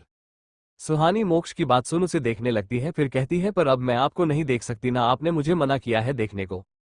मैंने कब मना किया? मोक्ष ने भी एकदम से कहा। तो सुहानी ने मोक्ष को देख कहा, अभी तो कहा था आपने मुझे कि मैं आपको ऐसे ना देखूं। मोक्ष ने सुहानी के गालों में किस करते हुए कहा, बच्चा वो मैंने दूसरे उससे कहा था। सुहानी ने मोक्ष को देख, कौन से दूसरे उससे? मुझे समझ एने चाहे आया। अब सुहानी को कौन बताए कि उसका मोक्ष को यूं देखना मोक्ष के दिल में हलचल मचा देता है। अब सुहानी ठहरी नादान, वो थी भी सिर्फ 17 की और उसको तो सही गलत की समझ नहीं थी, तो उसे मोक्ष के दिल का हाल कहां से समझ आता। मोक्ष ना में अपना सिर हिला देता और सुहानी को अपनी गोद में उठा के बाथटब से बाहर निकलता है। उसके उठाने से भी सुहानी उसके गले के चारों तरफ अपनी बाहें फैला देती है। मोक्ष अब उसके कपड़े चेंज करने लगता है, क्योंकि सुहानी तो अब भी बाथटब में बैठने की जिद कर रही थी और मोक्ष जानता था कि सुहानी अगर ज्यादा देर पानी में रही तो उसकी तबीयत खराब हो जाएगी और वैसे भी सुहानी अभी भी वीक थी, इसलिए उसने सुहानी को डांटकर उसे चुप रहने को कह दिया था। मोक्ष सुहानी के कपड़े बदलने लगता है। इस बीच वो खुद को कैसे कंट्रोल कर रहा था यह मोक्ष ही जानता था। उसने सुहानी का लहंगा उतर दिया, क्योंकि सुहानी लहंगे ही में बाथटब में बैठी थी। उसने उसके पूरे कपड़े उतार उसे टॉवल से साफ कर अपनी शर्ट जो उसी ने दी थी उसे सुहानी को पहना देता है। उसने एक नज़र सुहानी को देख जो उसके शर्ट में थी, जो उसके थाई तक आ रही थी और उसमें बहुत ढीली भी हो रही थी और उसके कंधे से बार बार सरक रही थी। मोक्ष ने एक गहरी सांस भरी। वो खुद को रोक रहा था, लेकिन सुहानी ने उसकी बची कुची हिम्मत भी तोड़ दी, क्योंकि सुहानी अब मोक्ष के शर्ट के बटन खोलकर उसकी शर्ट उतार रही थी। मोक्ष उसके हाथों को पकड़कर उसे घूरते हुए बोला, रैबिट तुम ये क्या कर रही हो? सुहानी अपना पप्पी फेस बनाकर, आप भी भीगे हो तो आपकी भी तो तबीयत खराब हो सकती है ना, तो मैं भी आपके कपड़े चेंज कर रही हूँ। मोक्ष ने सुहानी से अपनी शर्ट छुड़ाते हुए कहा, मैं खुद कर लूंगा और चोट तुम्हें लगी थी, मुझे नहीं, जाओ तुम बाहर वेट करो। सुहानी मोक्ष को देख कहती है, क्या जाओ, आपने भी तो मेरे कपड़े खुद चेंज किए ना, तो मुझे भी अब आपके कपड़े चेंज करने हैं। सुहानी की बात सुन मोक्ष को अब खुद में ही गुस्सा आ रहा था कि उसने क्यों सुहानी के कपड़े चेंज किया, पर वो बेचारा भी करता भी क्या, सुहानी तो बाथटब में जाने की जिद किए जा रही थी। मोक्ष सुहानी से थोड़ा दूर होते हुए, देखो रैबिट, मैंने अपने कपड़े नहीं लाए हुए हैं, तो तुम जाओ, मैं थोड़ी देर में आता हूँ। सुहानी भी अब जिद करते हुए नाना में अपन सिर हिला देती है और बाथरोब की तरफ इशारा करते हुए, ये है ना, इसे पहन लेना। मोक्ष अब सुहानी की जिद देख पीछे जाने लगता है तो सुहानी भी उसकी तरफ बढ़ने लगती है। मोक्ष सुहानी को अपनी तरफ आता देख पीछे पीछे होके दीवार से लग जाता है। सुहानी भी अब उसके करीब आ जाती है, पर उसने जो मोक्ष की शर्ट पहनी हुई थी उसका कंधा नीचे सरक गया था। सुहानी अब मोक्ष के सामने आ जाती है और उसे देखने लगती है। मोक्ष सुहानी को देख अपने मन में, बच्चा तुम मानती क्यों नहीं हो, तुम अगर मेरे सामने ऐसे रहोगी तो मैं खुद को कैसे रोक पाऊंगा, पहले ही खुद को रोकना बड़ा मुश्किल हो रहा है। लेकिन सुहानी को अब ये कौन समझाए, उसे तो कोई खबर ही नहीं थी इसकी उसकी ये हरकत उसी पर भरी पड़ सकती है। सुहानी मोक्ष के शर्ट के बटन खोलने लगती है तो मोक्ष सुहानी को देखने लगता है। उसकी नजर तो सुहानी के गले में थी, क्योंकि सुहानी की शर्ट के सरकने से सुहानी की अब क्लीवेज साफ दिख रही थी। मोक्ष अपनी आंखें बंद कर अपनी हाथों की मुठ्ठियां कस देता है और सुहानी तो अपने में लगी थी। अब तक सुहानी मोक्ष के शर्ट के लगभग सारे बटन खोल ही दिए थे, बस लास्ट बचा था। उसने जैसे ही उसको खोला, मोक्ष ने अपनी आंखों खोलकर सुहानी को कंधे से पकड़कर पलट के उसे दीवार से लगा दिया और उसे देखने लगा। अचानक हुए इस एक्शन से सुहानी को कुछ समझ नहीं आया और उसने अपनी आंखें कस के बंद कर दी थी, क्योंकि मोक्ष ने उसे पलटा ही इतनी स्पीड से था। सुहानी को तो कुछ समझ में नहीं आया, वो अभी अपनी आंखें बंद किए हुए थी कि उसकी कानों में मोक्ष की मदहोश करने वाली आवाज पड़ी, जो कह रहा था, रैबिट, मैंने कहा था ना तुम बाहर मेरे वेट करो, पर तुम नहीं मानी, सॉरी, अब जो भी होगा। उसकी बात सुन सुहानी ने एक झटके में अपनी आंखें खोली, लेकिन जैसे ही उसने अपनी आंखें खोली उसकी आंखें बड़ी बड़ी हो गई, क्योंकि मोक्ष ने तुरंत उसके होठों से अपने होठ जोड़ दिए थे और वो उसे किस किए जा रहा था। उसकी किस पहले सॉफ्ट थी, लेकिन धीरे धीरे उसकी किस डीप किस में बदल गई। सुहानी को तो कुछ भी समझ नहीं आ रहा था, उसको तो यह एहसास पहली बार हो रहा था और वह तो टुकुर टुकुर मोक्ष को ही देखे जा रही थी जिसकी आंखें बंद थी। मोक्ष को जब अपने ऊपर सुहानी की नजर महसूस हुई तो उसने आंख खोल सुहानी को देखा, जो उसे ही टुकुर टुकुर देख रही थी। मोक्ष ने एक हाथ से सुहानी की आंखों में रखा और खुद भी आंखें बंद कर दी। अब सुहानी मोक्ष की किस को फिल करने लगती है। उसने अब कस के मोक्ष की शर्ट पकड़ दी जिसके सारे बटन खुले हुए थे। सुहानी को तो अपने अंदर अलग ही एहसास हो रहे थे, उसने पहली बार इस एहसास को अपने अंदर महसूस किया था। उसको तो कुछ समझ नहीं आ रहा था, जिन एहसासों को वो अपने अंदर फील कर रही थी उसे तो उसका किस करना अच्छा लग रहा था। करीब 20 मिनट की लंबी किस के बाद सुहानी की सांसें उठने लगती है, लेकिन मोक्ष उसको छोड़ने को तैयार ही नहीं था। लेकिन जब उसे लगा सुहानी सांस ही नहीं ले पा रही तो उसने उसके होठों को आजाद कर दिया। सुहानी लंबी लंबी सांसें लेने लगती है, वो मोक्ष के सीने से लग जाती है। इस वक्त उसका पूरा चेहरा लाल हो गया था। मोक्ष सुहानी के पीठ को सहलाने लगता है, फिर कहता, बच्चा टेक ए डीप ब्रेथ। तो सुहानी लंबी सांस लेती है, कुछ ही देर में उसकी सांसें नॉर्मल हो जाती और वह मोक्ष को देख कहती है, आपने तो मुझे मार ही दिया था, ऐसे कौन किस्सी देता है। मोक्ष सुहानी की बात सुन हल्का मुस्कुराकर उसके सिर में हाथ फेरते हुए बोलता है, मैंने तो तुम्हें पहले ही कहा था बच्चा, बाहर मेरे वेट करो, पर तुम मानी ही नहीं। सुहानी मोक्ष की बात सुन उससे अलग होकर उसे देखने लगती है और अपना होठों का पाउट बनाकर कहती है, पर मैं तो आपकी हेल्प कर रही थी जैसे आपने मेरी हेल्प की थी। सुहानी की बात सुन मोक्ष कहता है, ठीक है, अगली बार मैं थोड़ा छोटी किस्सी करूंगा, ठीक है। सुहानी भी उसकी बात सुन मासूमियत से अपना सिर हाँ में हिला देती है और मोक्ष उसकी मासूमियत देख उसे अपने सीने से लगा देता है। फिर अपने मन में कहता है, रैबिट, तुम बहुत भोली हो और मासूम भी, मैं किसी को भी तुम्हारी मासूमियत को छीनने नहीं दूंगा, और अगर कभी किसी ने कोशिश भी की तो मैं उसे इस दुनिया से गायब कर दूंगा। मैं तुम्हें हमेशा इस जालिम दुनिया से बचा के रखूंगा, किसी पर भी तुम्हारी गंदी नजर नहीं पड़ने दूंगा, हमेशा तुम्हें प्रोटेक्ट करूंगा, तुम्हारा सेवियर बनकर। मोक्ष की आंखें इस वक्त बहुत ही सर्द थी। कुछ देर में मोक्ष सुहानी को अपनी गोद में उठा के बाथरूम से बाहर लाता है। मोक्ष ने इस वक्त बाथरॉब पहना हुआ था और सुहानी उसके बाथरॉब को अपने छोटे छोटे हाथों की मुट्ठी से पकड़े हुए उसके सीने से लगी थी। मोक्ष सुहानी को बेड पर बैठा देता है और किसी को कॉल करता है। मोक्ष अब क्लोजेट रूम की तरफ चला जाता है। 5 मिनट बाद मोक्ष अपने कैजुअल कपड़ों में बाहर आता है। सुहानी अपनी बड़ी बड़ी आंखों से मोक्ष को घूरे जा रही थी। मोक्ष भी उसकी तरफ देखता है कि तभी उनका डोर नॉक होता है। मोक्ष जाके दरवाजा खोलता है तो बाहर मेड अपना सिर झुकाए खड़ी थी और उसकी हाथों में खाने की प्लेट थी, जो अभी थोड़ी देर पहले मोक्ष ने ही कॉल करके मंगवाया था। मोक्ष तो चाहता था सुहानी सबके साथ खाना खाए, लेकिन सुहानी के पास कपड़े नहीं थे और उसने अभी मोक्ष की शर्ट पहनी हुई थी और मोक्ष सुहानी को ऐसे नीचे नहीं ले जा सकता था, इसलिए उसने अपना और सुहानी का खाना यही मंगवा दिया था। मोक्ष उससे खाने की प्लेट लेता है तो मेड वहां से चली जाती है। मोक्ष खाने की प्लेट लेके अंदर आके उसे कॉफी टेबल में रख देता है और सुहानी को देख कहता है रैबिट खाना खा लो, और खुद सोफे पर बैठ जाता है। सुहानी उसकी बात सुन किसी बच्चे की तरह वो दिखते हुए उसके पास आ उसकी गोद में बैठ जाती है। सुहानी को बचपन से प्यार नहीं मिला था, वो हमेशा प्यार के लिए तरसती थी, लेकिन जब से सुहानी मोक्ष से मिली थी उसे एक अपनेपन का एहसास होता था। हालांकि शुरू में सुहानी मोक्ष से डरी थी, लेकिन मोक्ष जिस तरह से सुहानी को पैम्पर करता था सुहानी को अब उससे डर नहीं लगता था, वो बेझिझक उसके साथ रहती थी। मोक्ष सुहानी के गोद में बैठने से उसे कमर से होल्ड कर देता है ताकि वो गिरे ना। सुहानी अब मोक्ष के शर्ट के बटन से खेलने लगती है और मोक्ष उसे खाना खिलाने लगता है। सुहानी भी मोक्ष के हाथों से खाने लगती है। मोक्ष एक बाइट उसे खिलाता तो दूसरा बाइट खुद भी खाता है। मोक्ष सुहानी की तरफ देख उसे खिलाते हुए कहता है रैबिट जो कहना है कहो। सुहानी उसकी तरफ देख आपको कैसे पता मुझे आपसे कुछ कहना है। तो मोक्ष सुहानी के हाथों की तरफ इशारा करते हुए बोला तुम जो ये मेरे बटन के साथ खेले जा रही हो ना और अपने मुंह बनाए जा रही, उससे पता चल रहा है तुम्हें कुछ कहना है। सुहानी उसकी बात सुन अपना छोटा सा मुंह बना के शिकायती लहजे में कहती है आपको पता है हबी, जब मैं अनाथ आश्रम में रहती थी तो मैं वहां हमेशा यही सोचती थी कि खास मेरा भी कोई अपना होता जो मुझे ऐसे ही अपने हाथों से खाना खिलाता और हमेशा मुझे किसी प्रिंसेस की तरह रखता। मोक्ष तो सुहानी के मुंह से अपने लिए हबी सुन सुहानी को ही देखे जा रहा था। उसे तो सुहानी का उसे हबी बुलाना बहुत अच्छा लगता है, वो उसी को प्यार से देखे जा रहा था। लेकिन तभी उसको सुहानी की बात सुनाई देती है जिससे उसके फेस के एक्सप्रेशन एकदम से चेंज हो जाते हैं और वो सुहानी को देखने लगता है जो कह रही होती है आपको पता हबी, अगर मेरा भाई होता तो वो मुझे किसी राजकुमारी की तरह रखते ना, फिर मुझे इस गंदे अनाथ आश्रम में भी नहीं रहना पड़ता। इतना कहकर वो मोक्ष को देखने लगती है, फिर मोक्ष के गालों में हाथ रख कहती है हबी अब आप मुझे मिल गए तो अब कोई मुझे अनाथ नहीं बोलेगा ना। फिर अपनी आंखों में चमक लिए हबी अब तो मेरे पास भी फैमिली है। मोक्ष सुहानी को देखने लगता है जो उसकी आवाज से अपने होश में आया था और अब सुहानी के चेहरे में चमक देख वो उसके माथे पर किस करते हुए बोला हाँ रैबिट अब आपकी अपनी फैमिली है और अब तुम हमेशा खुश रहोगी और अब कोई भी तुम्हें अनाथ नहीं कहेगा। मोक्ष की बात सुन सुहानी मोक्ष के गले लग जाती है। मोक्ष सुहानी के बालों में हाथ फेरने लगता है। मोक्ष सुहानी को गोद में उठा अब वॉशरूम ले जाता और उसके मुंह को साफ कर बाहर लेके आता है और बेड में लेटा देता है, फिर उसके माथे को चूम कर रैबिट अब रात बहुत हो गई चलो सो जाओ। इतना कह मोक्ष उठने लगता है तो सुहानी उसका हाथ पकड़ लेती है। मोक्ष जो अभी पलटा ही था उसके हाथ पकड़ने से उसकी तरफ मुड़ जाता है, फिर उसे देख क्या हुआ बच्चा सोना नहीं है। सुहानी अपनी धीमी आवाज में कहती है हबी मुझे आपके साथ सोना है, मुझे अकेले डर लगता है। मोक्ष सुहानी को देखता है जो किसी 5 साल के छोटे बच्चे की तरह लग रही थी। मोक्ष उसे देख छोटी सी स्माइल करता है, फिर दूसरी साइड आ उसके बगल में लेट जाता है। तो सुहानी उसे लेता देख झट से उसके ऊपर आ उसके सीने में सिर रख के सो जाती है। मोक्ष उसकी हरकत देख मुकरने लगता है, फिर उसके सिर को सहलाने लगता है। मोक्ष का एक हाथ उसके कमर में था और दूसरे हाथ से वो उसके बालों को सहला रहा था। सुहानी भी उसे पकड़े सो जाती है।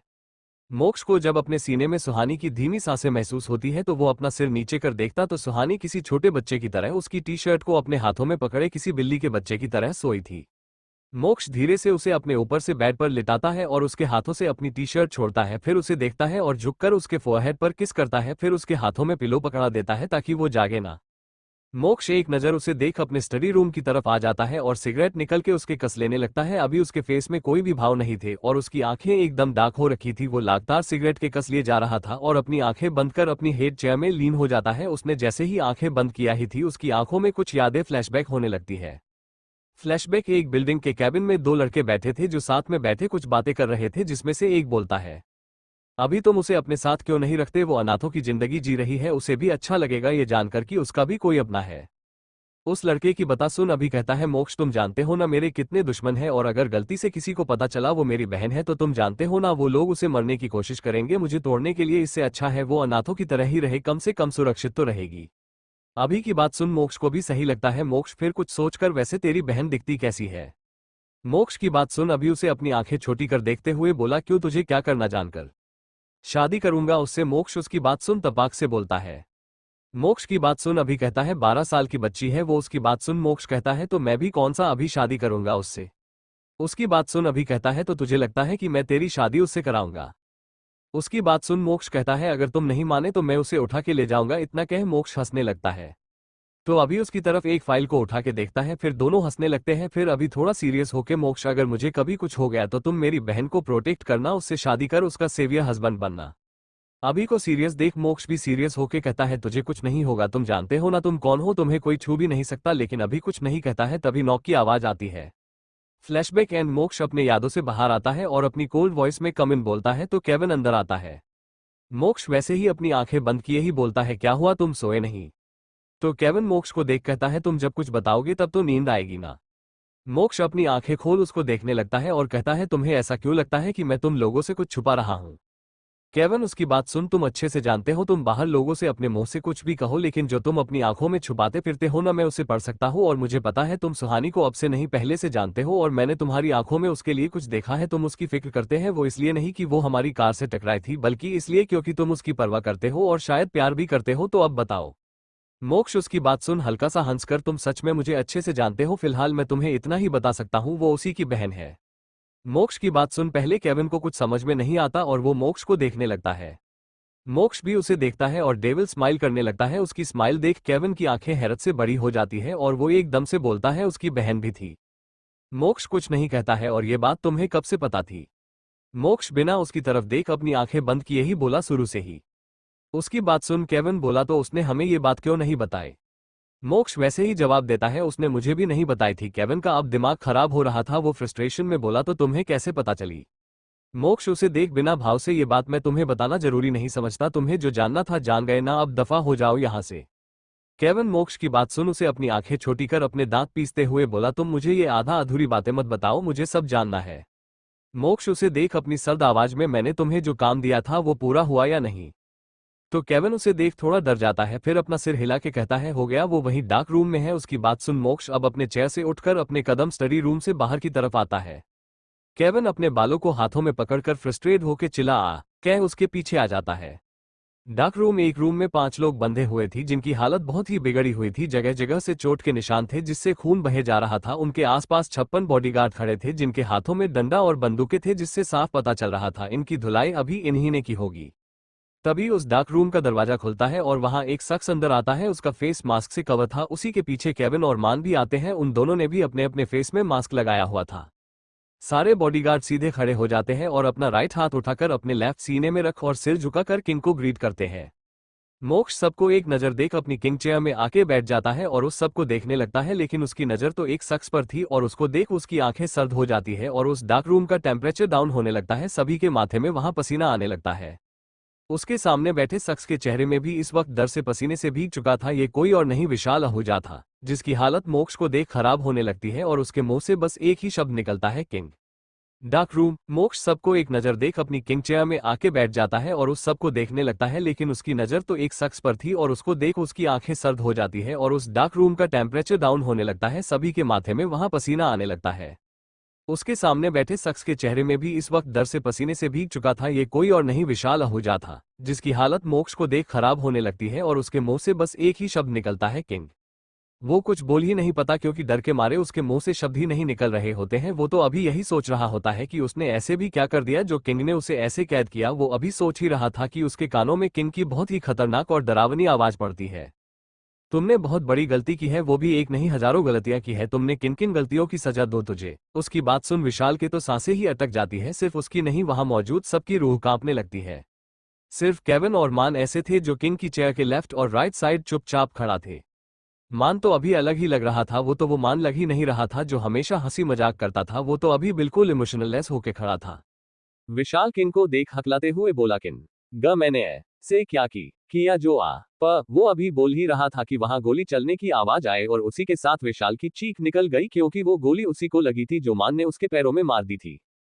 मान आगे बढ़कर नीचे पंजों के बाल बैठ उसके जबड़े को पकड़कर अपने दांत पीसते हुए बोला, किंग को अटका तक के बोलने वाले लोग बिल्कुल भी पसंद नहीं है। विशाल डरते हुए मोक्ष की तरफ देखने लगता है।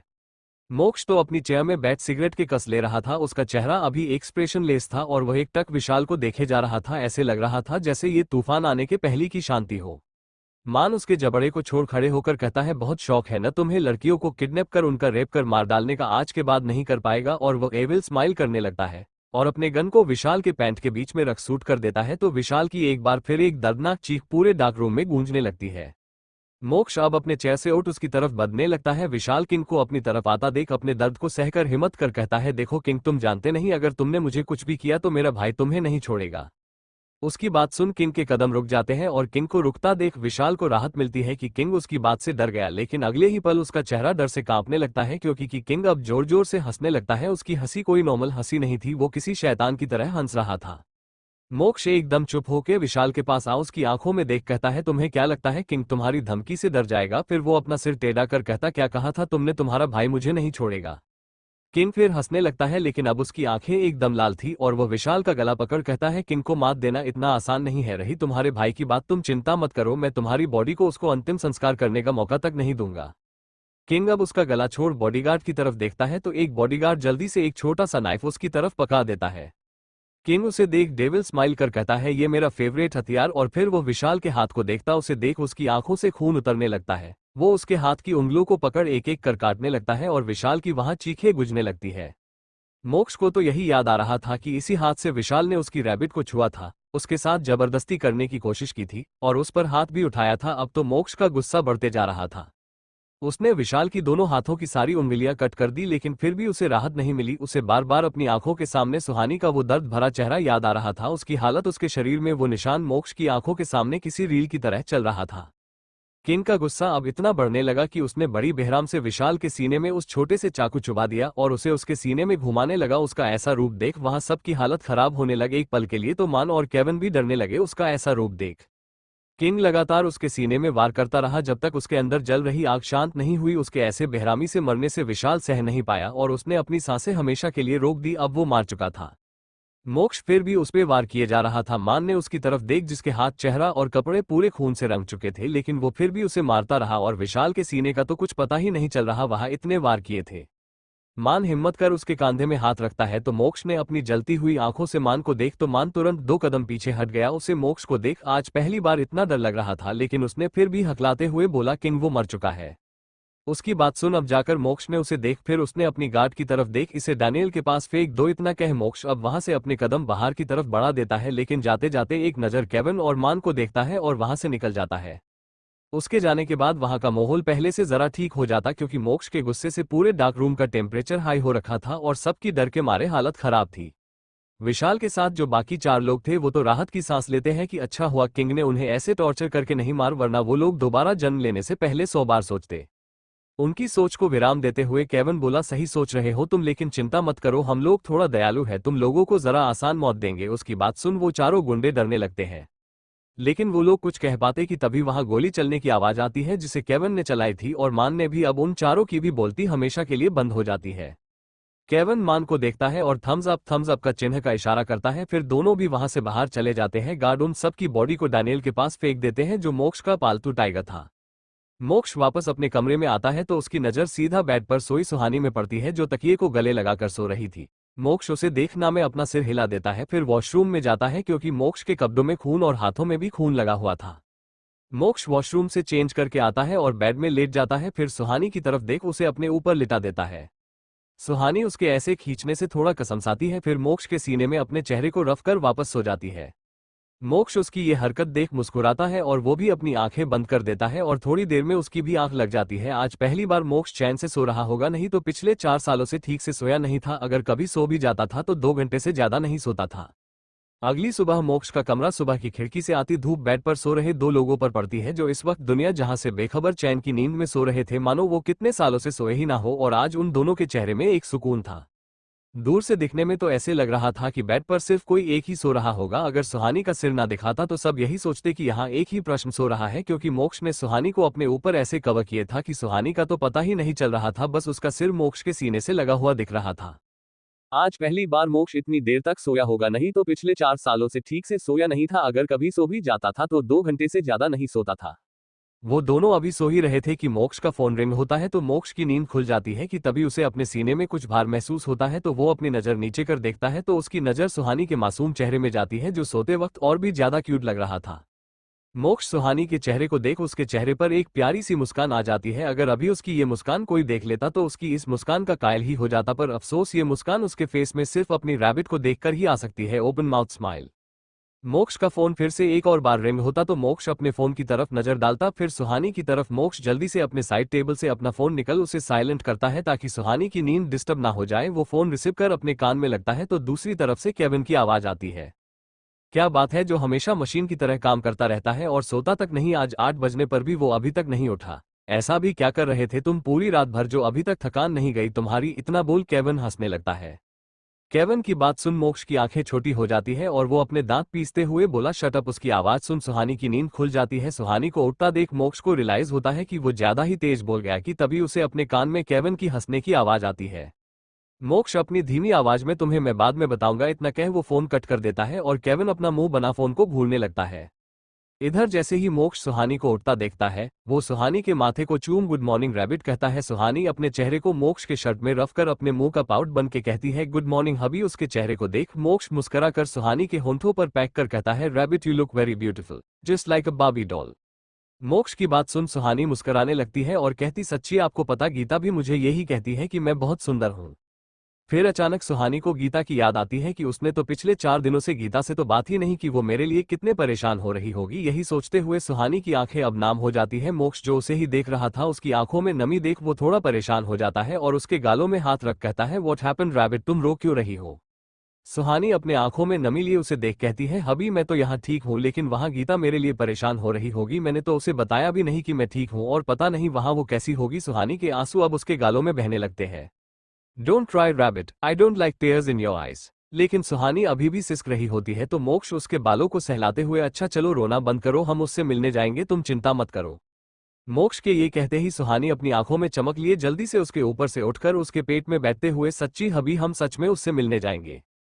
सुहानी के ऐसे एकदम उठने से मोक्ष तो उसको देखते ही रह गया जो अभी ऐसे रो रही थी और अब एकदम से खुशी से उछल रही। मोक्ष तो अपना सिर नागवारी से हिला देता और उसे देख हाँ में सिर्फ अपना सिर हिला देता है। वो तो ये सोच रहा था उसकी ये लिटिल बीबी पहले तो उसको देख डरती थी लेकिन अब तो जैसे उसका डर कहीं गायब ही हो गया। मोक्ष बेड से उठकर सुहानी को अपनी गोद में वॉशरूम की तरफ ले जाते हुए बोला चलो पहले फ्रेश हो जाओ उसके बाद चलेंगे। सुहानी भी उसके शर्ट को अपने हाथों में पकड़ लेती है। करीब 1 घंटे बाद मोक्ष सुहानी को अपनी गोद में वॉशरूम से बाहर आता है। मोक्ष ने अभी बाथरोब पहना था, वही सुहानी टॉवल से कवर थी और अभी उसका चेहरा पूरा लाल हो रखा था और उसके गले में बाइट के निशान थे। सुहानी मोक्ष के सीने में अपना मुंह छुपाए थी। मोक्ष सुहानी को सीधे क्लोजेट रूम की तरफ ले जाता और सुहानी को वहां रखी चेयर में बैठा देता है तो सुहानी अपना सिर नीचे कर बैठ जाती है। मोक्ष सुहानी को देख रैबिट मैंने तुम्हें कहा था ना तुम बाहर जाओ लेकिन तुम्हें जिद किए जा रही थी। असल में हुआ ये था कि जब मोक्ष सुहानी को वॉशरूम में लाया था तो उसने सुहानी के लिए बाथटब में उसके लिए गुनगुना पानी भरा, फिर उसमें सुहानी को बैठा देता है और उसे नहलाने लगता है। मोक्ष अपने मन में सोचता है मैंने अपने लिए बीबी नहीं किसी बच्ची को अडॉप्ट किया हो, वो नामे अपना सिर हिला देता है। मोक्ष सुहानी के कपड़े निकाल अब उसे अच्छे से नहलाता है लेकिन जब वो सुहानी को नहलाते वक्त उसकी बॉडी को टच करता है तो उसे अपने अंदर गर्मी महसूस होने लगती है। उसने बड़ी मुश्किल से खुद को कंट्रोल किया। कुछ ही देर में उसने सुहानी को अच्छे से बात देकर उसे टॉवल से कवर कर देता है और सुहानी को देख कहता रैबिट तुम अब बाहर जाओ मैं सवार लेके आता हूँ। इतना कह वह अपनी शर्ट निकाल सवार ऑन करने लगता है कि सुहानी उसे देख आप खुद कैसे नहा सकते हो, मैं भी आपको नहलूंगी। सुहानी की बात सुन मोक्ष अपनी जगह में जमसा जाता है। फिर वो सुहानी को देख रैबिट मैंने बोला ना तुम बाहर जाओ, मैं खुद सवार ले सकता हूँ, तुम बाहर वेट करो। लेकिन सुहानी अब जिद करने लगती है। असल में मोक्ष सुहानी की जैसे केयर करता था सुहानी भी मोक्ष के लिए भी वैसे ही करना चाहती थी। उसे डर था कहीं अगर मोक्ष उसकी जितनी केयर करता है अगर सुहानी नहीं करेगी तो मोक्ष उससे परेशान हो, उसे घर से न निकल दे और उसे जो अभी अभी फैमिली मिली थी कहीं उससे छीन ना जाए। मोक्ष सुहानी की जिद देख थोड़ा गुस्से में रैबिट मैंने कहा ना जिद मत किया करो, लेकिन सुहानी अब मोक्ष के पास आ जाती और सवार ऑन कर उसके साथ खड़ी हो जाती है। मोक्ष सुहानी की हरकत देख अपनी आंखें छोटी कर देता है लेकिन सुहानी अब शोप लेके मोक्ष की बॉडी पर लगाने लगती है। मोक्ष को जैसे ही अपनी बॉडी में सुहानी के हाथों का स्पर्श महसूस होता उसकी आंखें अन्यास बंद हो जाती है। सुहानी अब उसके पूरे अपर बॉडी में शोप लगाते हुए हाथ घुमाने लगी है। वो तो अपना काम बिना किसी शर्म के कर रही थी लेकिन वो ये नहीं जानती थी उसकी ये नादानी किसी की दिल में आग लगा रही है। मोक्ष से जब कंट्रोल नहीं होता तो वो अपने आंखें खोल सुहानी को पकड़ दीवार से लगा देता है। मोक्ष की हरकत देख सुहानी उसको देखने लगती है, वो भी सुहानी को अपनी इंटेंस नजरों से देख रहा होता है। सुहानी उसे देख कहती है क्या हुआ आप ऐसे क्यों देख। अभी उसने इतना ही कहा था कि मोक्ष उसके होठों को अपने होठों से कैद कर बंद कर देता है। वो उसे किस करने लगता है। उसकी अचानक किस करने से सुहानी चौंक जाती है और उसे अपनी बड़ी बड़ी पलकों को झपका झपका के देखने लगती है। मोक्ष ने अपनी आंखें बंद की हुई थी, वो अपनी आंखें बंद किए हुए ही अपना एक हाथ उठा सुहानी की आंखों में लगा, उसकी आंखों को भी बंद कर देता है और उसके होठों को सक और स्मूच करने लगता है। उसके किस करने से सुहानी को अपने पेट में एक गुदगुदी सी होने लगती है और पूरे बॉडी में गूसबम्स होने लगते हैं। उसे तो पता ही नहीं था कि मोक्ष के हमेशा करीब आने से उसको ऐसा क्यों होता है। मोक्ष की किस अब वक्त के साथ डिपली हो जाती है तो सुहानी के हाथ मोक्ष के सीने में चले जाते हैं। मोक्ष का कंट्रोल अब खुद से खो जाता है और वह अपना एक हाथ सुहानी पीठ को सहलाने लगता है और दूसरे हाथ से वो सुहानी के टावल को खोलने लगता है। सुहानी को तो मोक्ष के ऐसे छूने से अलग ही बेचैनी हो लगती है और उसकी हाथ अब मोक्ष के कंधे में कस जाते हैं। मोक्ष उसके हाथों की पकड़ अपने कंधे में महसूस कर उसे टॉवल को उसके शरीर से अलग कर देता है, फिर उसके लिप्स को छोड़ उसके गर्दन और कॉलर बोन में किस करने लगता है और अपने हाथ को उसके पूरे बॉडी में फिराने लगता है। मोक्ष अब आउट ऑफ कंट्रोल हो जाता है और वो सुहानी के गर्दन और कॉलरबोन में बाइट करने लगता है। आह कि तभी उसके कानों में सुहानी की दर्द भरी आवाज पड़ती है, क्योंकि उसके बाइट करने से सुहानी को दर्द होता है और उसके मुंह से आह निकल जाती है। उसकी आवाज सुन मोक्ष अपने होश में आता है और सुहानी से दूर हो उसे देखने लगता है। वो सुहानी की आंखों में देखता है जिसकी आंखों में नमी थी। मोक्ष को अब अपनी गलती का एहसास होता है और वो सुहानी से दूर हो कहता है सॉरी रैबिट, लेकिन सुहानी कुछ नहीं कहती और मोक्ष के सीने से लग जाती है क्योंकि उसका पूरा चेहरा लाल हो गया था और आज पहली बार उसके फेस में शर्म की लाली दिख रही थी। मोक्ष सुहानी को शर्माता देख स्माइल करने लगता है। उसे तो लगा था उसकी रैबिट उससे नाराज होगी, लेकिन उसे यूं शर्माता देख वो मुस्कुराने लगता है। फिर उसे दूसरे टॉवल से कवर कर खुद बाथरोब पहन सुहानी को अपनी गोद में लिए वॉशरूम से बाहर आ जाता है। सुहानी अपना सिर नीचे किए हुए ही रहती है, तो मोक्ष अब अपनी एक शर्ट निकाल उसे पहनते हुए बोला क्या हुआ। सुहानी नामे अपना सिर हिला देती है। उसे पता था उसकी ये प्यारी सी छोटी बीबी शर्मा रही है, लेकिन वो कुछ नहीं बोलता। उसे तो अच्छा लगता है कि उसकी करीबी से सुहानी को अच्छा लगता है। मोक्ष उसे अपनी शर्ट पहनाकर खुद के कपड़े निकाल पहनते हुए बोलता है रैबिट तुम्हारे कपड़े थोड़ी देर में आ जाएंगे, तब तक तुम यहीं कमरे में रहना, ठीक है। सुहानी उसकी तरफ देख क्यों आप कहाँ जा रहे। मैं स्टडी रूम में हूं, तुम तब तक यहीं रहना, मैं तुम्हारा ब्रेकफास्ट रूम में मंगवा दूंगा। औक मोक्ष उसके पास आके कहता है। सुहानी उसकी बात सुन मायूसी से अपना सिर नीचे किए हुए ही कहती है पर मुझे आपके साथ खाना है, मुझे अकेले नहीं खाना। मोक्ष उसकी आवाज में मायूसी समझते हुए उसके चीन को पकड़कर ऊपर उठाते हुए बोला ओक ठीक है, मैं हम दोनों का खाना यहीं मांगा देता हूं। सुहानी की आंखों में अब चमक आ जाती है और वह जोर जोर से अपना सिर हाँ में हिला देती है और मोक्ष उसकी हरकत देख उसके बालों को सहलाकर अपना फोन निकल कॉल कर अपना और सुहानी का ब्रेकफास्ट रूम में मंगवाता है। मोक्ष सुहानी को गोद में उठा क्लोजेट रूम से बाहर लाता है और उसे सोफे में बैठा देता है और खुद भी अपना फोन निकल उसके बगल में बैठ जाता है और मेल्स चेक करने लगता है। कुछ देर बाद मोक्ष के कमरे का डोर नॉक होता है। मोक्ष सोफे से उठ दरवाजा खोलता है तो बाहर एक मेड खड़ी थी और उसके हाथ में खाने की ट्रे थी और उसी के पीछे केविन अपने हाथों में कुछ बैग लिए खड़ा था। मोक्ष मेड से ट्रे ले अंदर की तरफ आ जाता और केविन अपने हाथ में लिए बैग को लिए अंदर आता है तो मोक्ष खाने की ट्रे कॉफी टेबल में रख उसके सामने खड़ा हो जाता है। केविन उसे ऐसे अपने सामने खड़ा होता देख उसे सवालिया नजरों से देखने लगता है। मोक्ष उसके हाथों से बैग लेते हुए बोला तुम जा सके हो। केविन उसकी बात सुन अपनी आईब्रो उठा के कहता है तुम मुझे जाने के लिए क्यों कह रहे। क्योंकि ये मेरा रूम है, मुझे पसंद नहीं कोई मेरे रूम में आए। मोक्ष अपने दांत पीसते हुए बोलता है। उसकी बात सुन केविन भी अपनी आंखें छोटी कर बोला मैं पहले भी तो तुम्हारे कमरे में आता था, तो अब तुम्हें क्यों प्रॉब्लम हो रही मेरे आने से। मोक्ष उसकी बात सुन गुस्से में कहता है पहली की बात अलग थी। उसकी बात सुन केविन उसे अजीब नजरों से देखने लगता है। वो अभी कुछ बोलने ही वाला होता है कि उसकी नजर उसके पीछे सोफे में बैठी सुहानी पर जाती है, जो किसी छोटे बच्चे की तरह अपने पांवों को फोल्ड कर उन्हीं दोनों की तरफ टुकुर टुकुर देख रही थी। एक पल के लिए तो केविन उसके उस बचपने में खो ही जाता है। मोक्ष उसे सुहानी को ऐसा घूरता देख अपने हाथों की मुठ्ठियां कस लेता है और अपने दांत पीसते हुए बोला उसे घूरना बंद करो और यहां से दफा हो जाओ। केविन होश में आ मोक्ष को देखने लगता है। उसे मोक्ष के चेहरे में जलेसी साफ साफ दिखने लगती है। केविन मुस्कुराने लगता है, फिर थोड़ा उसके पास आके मोक्ष के कान में बोलता है I agree that you have married him, but at least you should have controlled yourself, why did you need to be so wild. इतना कह केविन मोक्ष से दूर हो जाता है। मोक्ष तो उसकी बात सुन कंफ्यूज्ड होकर उसे देखने लगता है। मोक्ष को कंफ्यूज देखकर केविन सुहानी की तरफ इशारा कर अपनी एक आंख विंग्स कर मुस्कुराने लगता है। मोक्ष उसके इशारा देख सुहानी की तरफ देखने लगता है तो उसकी नजर सुहानी नेक में बने मार्क्स पर जाती तो वो अपनी आंखें कस के बंद कर देता है और केविन की तरफ देख गुस्से में कहता है ऐसा कुछ नहीं है जैसा तुम सोच रहे हो। केविन उसकी बात सुन कैसा नहीं है और फिर स्माइल करने लगता है। मोक्ष अब उसको ऐसे मुस्कुराता देख उसका दिमाग खराब होने लगता है। वो अब अपनी सर्द आवाज में कहता है shut up and get out of here और I will make you disappear from this world. उसकी इतनी सर्द आवाज सुन केविन डरते हुए ऑफ जाता हूँ, गुस्सा क्यों कर रहा है। फिर बुदबुदाते हुए पहले तो खुद ऐसी हरकत करता है और कुछ समझाए तो गुस्सा दिखाने लगता है और मुंह बना के वहां से निकल जाता है। उसकी बात सुन मोक्ष उसे जाते हुए घूरने लगता है। फिर एक लंबी सांस ले सुहानी की तरफ मुड़कर उसे देखता है जो अब भी उसे ही देखे जा रही थी। मोक्ष उसे देख उसकी तरफ बढ़ सोफे में आके बैठ जाता है। फिर उसे अपनी गोद में बैठकर कहता है मुझे देख के तुम्हारा पेट नहीं भरेगा, और प्लेट उठा उसे खिलाने लगता है। सुहानी भी उसे देख चुपचाप उसके हाथों से खाने लगती है और खुद भी प्लेट से रोटी का एक कोर तोड़ सब्जी लगा उसकी तरफ बढ़ा देता है। मोक्ष उसे देखने लगता है जो उसे ही अपनी बड़ी बड़ी पलकों को झपका के देखे जा रही थी। मोक्ष अपना मुंह खोल उसके हाथों से वो निवाला खा लेता है। कुछ ही देर में दोनों का ब्रेकफास्ट हो जाता है तो मोक्ष उसकी तरफ एक बैग पकड़ते हुए बोला जाओ पहले तुम चेंज करके आओ, फिर साथ में तुम्हारी दोस्त से मिलने जाएंगे। मोक्ष की बात सुन सुहानी खुश होकर बैग उसके हाथ से लेके वॉशरूम की तरफ चली जाती है और मोक्ष उसे देखना में अपना सिर हिला देता है और खुद भी चेंज करने चले जाता है।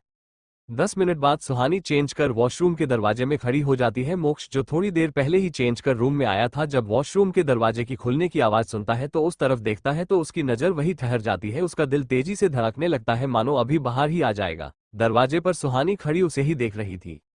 सुहानी ने अभी पिंक कलर की JURI के डंगरी और उसके अंदर से ब्लैक कलर टी शर्ट पहनी हुई थी, जिसमें व्हाइट कलर में बहुत ही प्यारा खरगोश बना हुआ था। सुहानी उसमें किसी छोटे बच्चे की तरफ दिख रही थी। मोक्ष अपनी जगह से खड़ा हो उसकी तरफ आता है। अभी उसका दिल बहुत तेजी से धड़क रहा था और सुहानी तो मोक्ष को अपनी तरफ आता देख उसकी नजर खुद व खुद नीचे झुक जाती है। मोक्ष सुहानी के पास आ उसके चीन को अपनी 2 उंगली से ऊपर उठाते हुए उसे देखता है तो सुहानी का चेहरा लाल हो रखा था। शायद शर्म के मारे मोक्ष उसे ऐसे देख मुस्कुराने लगता है और उसके दोनों गालों में हाथ रख बड़े शिद्दत से उसके माथे को चूम लेता है, जिसके साथ ही सुहानी की आंखें अपने आप ही बंद हो जाती है। मोक्ष सुहानी को देख कहता है, यू आर लुकिंग ब्यूटीफुल। उसकी बात सुन सुहानी बलश करने लगती है। मोक्ष सुहानी को अपनी गोद में उठा देता है और कमरे से बाहर अपने कदम बढ़ा देता है। खुराना पैलेस हॉल में सभी लोग बैठे हुए थे। निहारिका जी राज जी से सुहानी की मुंह दिखाई के बारे में बात कर रही थी तो वहीं केविन और आर्यन आपस में पता नहीं क्या खुसुर पुसुर कर रहे थे। निहारिका जी की नजर ऊपर की तरफ जाती है तो उन्हें मोक्ष सुहानी को अपनी गोद में लाता दिखाई देता है और वो एक टक ऊपर देखने लगती है। राज जी निहारिका जी को ऊपर देखता देख कहते हैं, नेहा तुम ऊपर क्या देख रही हो, क्या है वहां? उनकी नजर भी जब ऊपर जाती है तो उनकी बोलती भी बंद होती है। केविन आर्यन अपने मम्मी पापा ऐसे ऊपर देखता देख उनकी भी नजर ऊपर की तरफ जाती है तो वो भी एकटक ऊपर देखने लगते हैं। सब लोग तो उसे ऐसे देख चौंक जाते हैं। सिर्फ केविन ऐसा था जो मुस्कुरा रहा था। किसी को तो अपनी आंखों में यकीन ही नहीं हो रहा था कि वो जो देख रहे हैं सच है। जो लड़का आज तक लड़कियों को अपने सामने तो दूर देखना भी पसंद नहीं करता था, आज वो लड़का अपनी बीवी को किसी बच्चे की तरह गोद में उठा के ला रहा है। सब उसे ही आंखें फाड़े और मुंह खोले देख रहे थे। मोक्ष नीचे आ सुहानी को सोफे पे आराम से बैठा देता है और सबको देखने लगता है, लेकिन कोई कुछ रिएक्ट ही नहीं करते। वो अब भी उसे अपने मुंह खोले देखे जा रहे थे। मोक्ष उनको ऐसे देख अपनी कोल्ड आवाज में कहता है, व्हाट हैपेंड?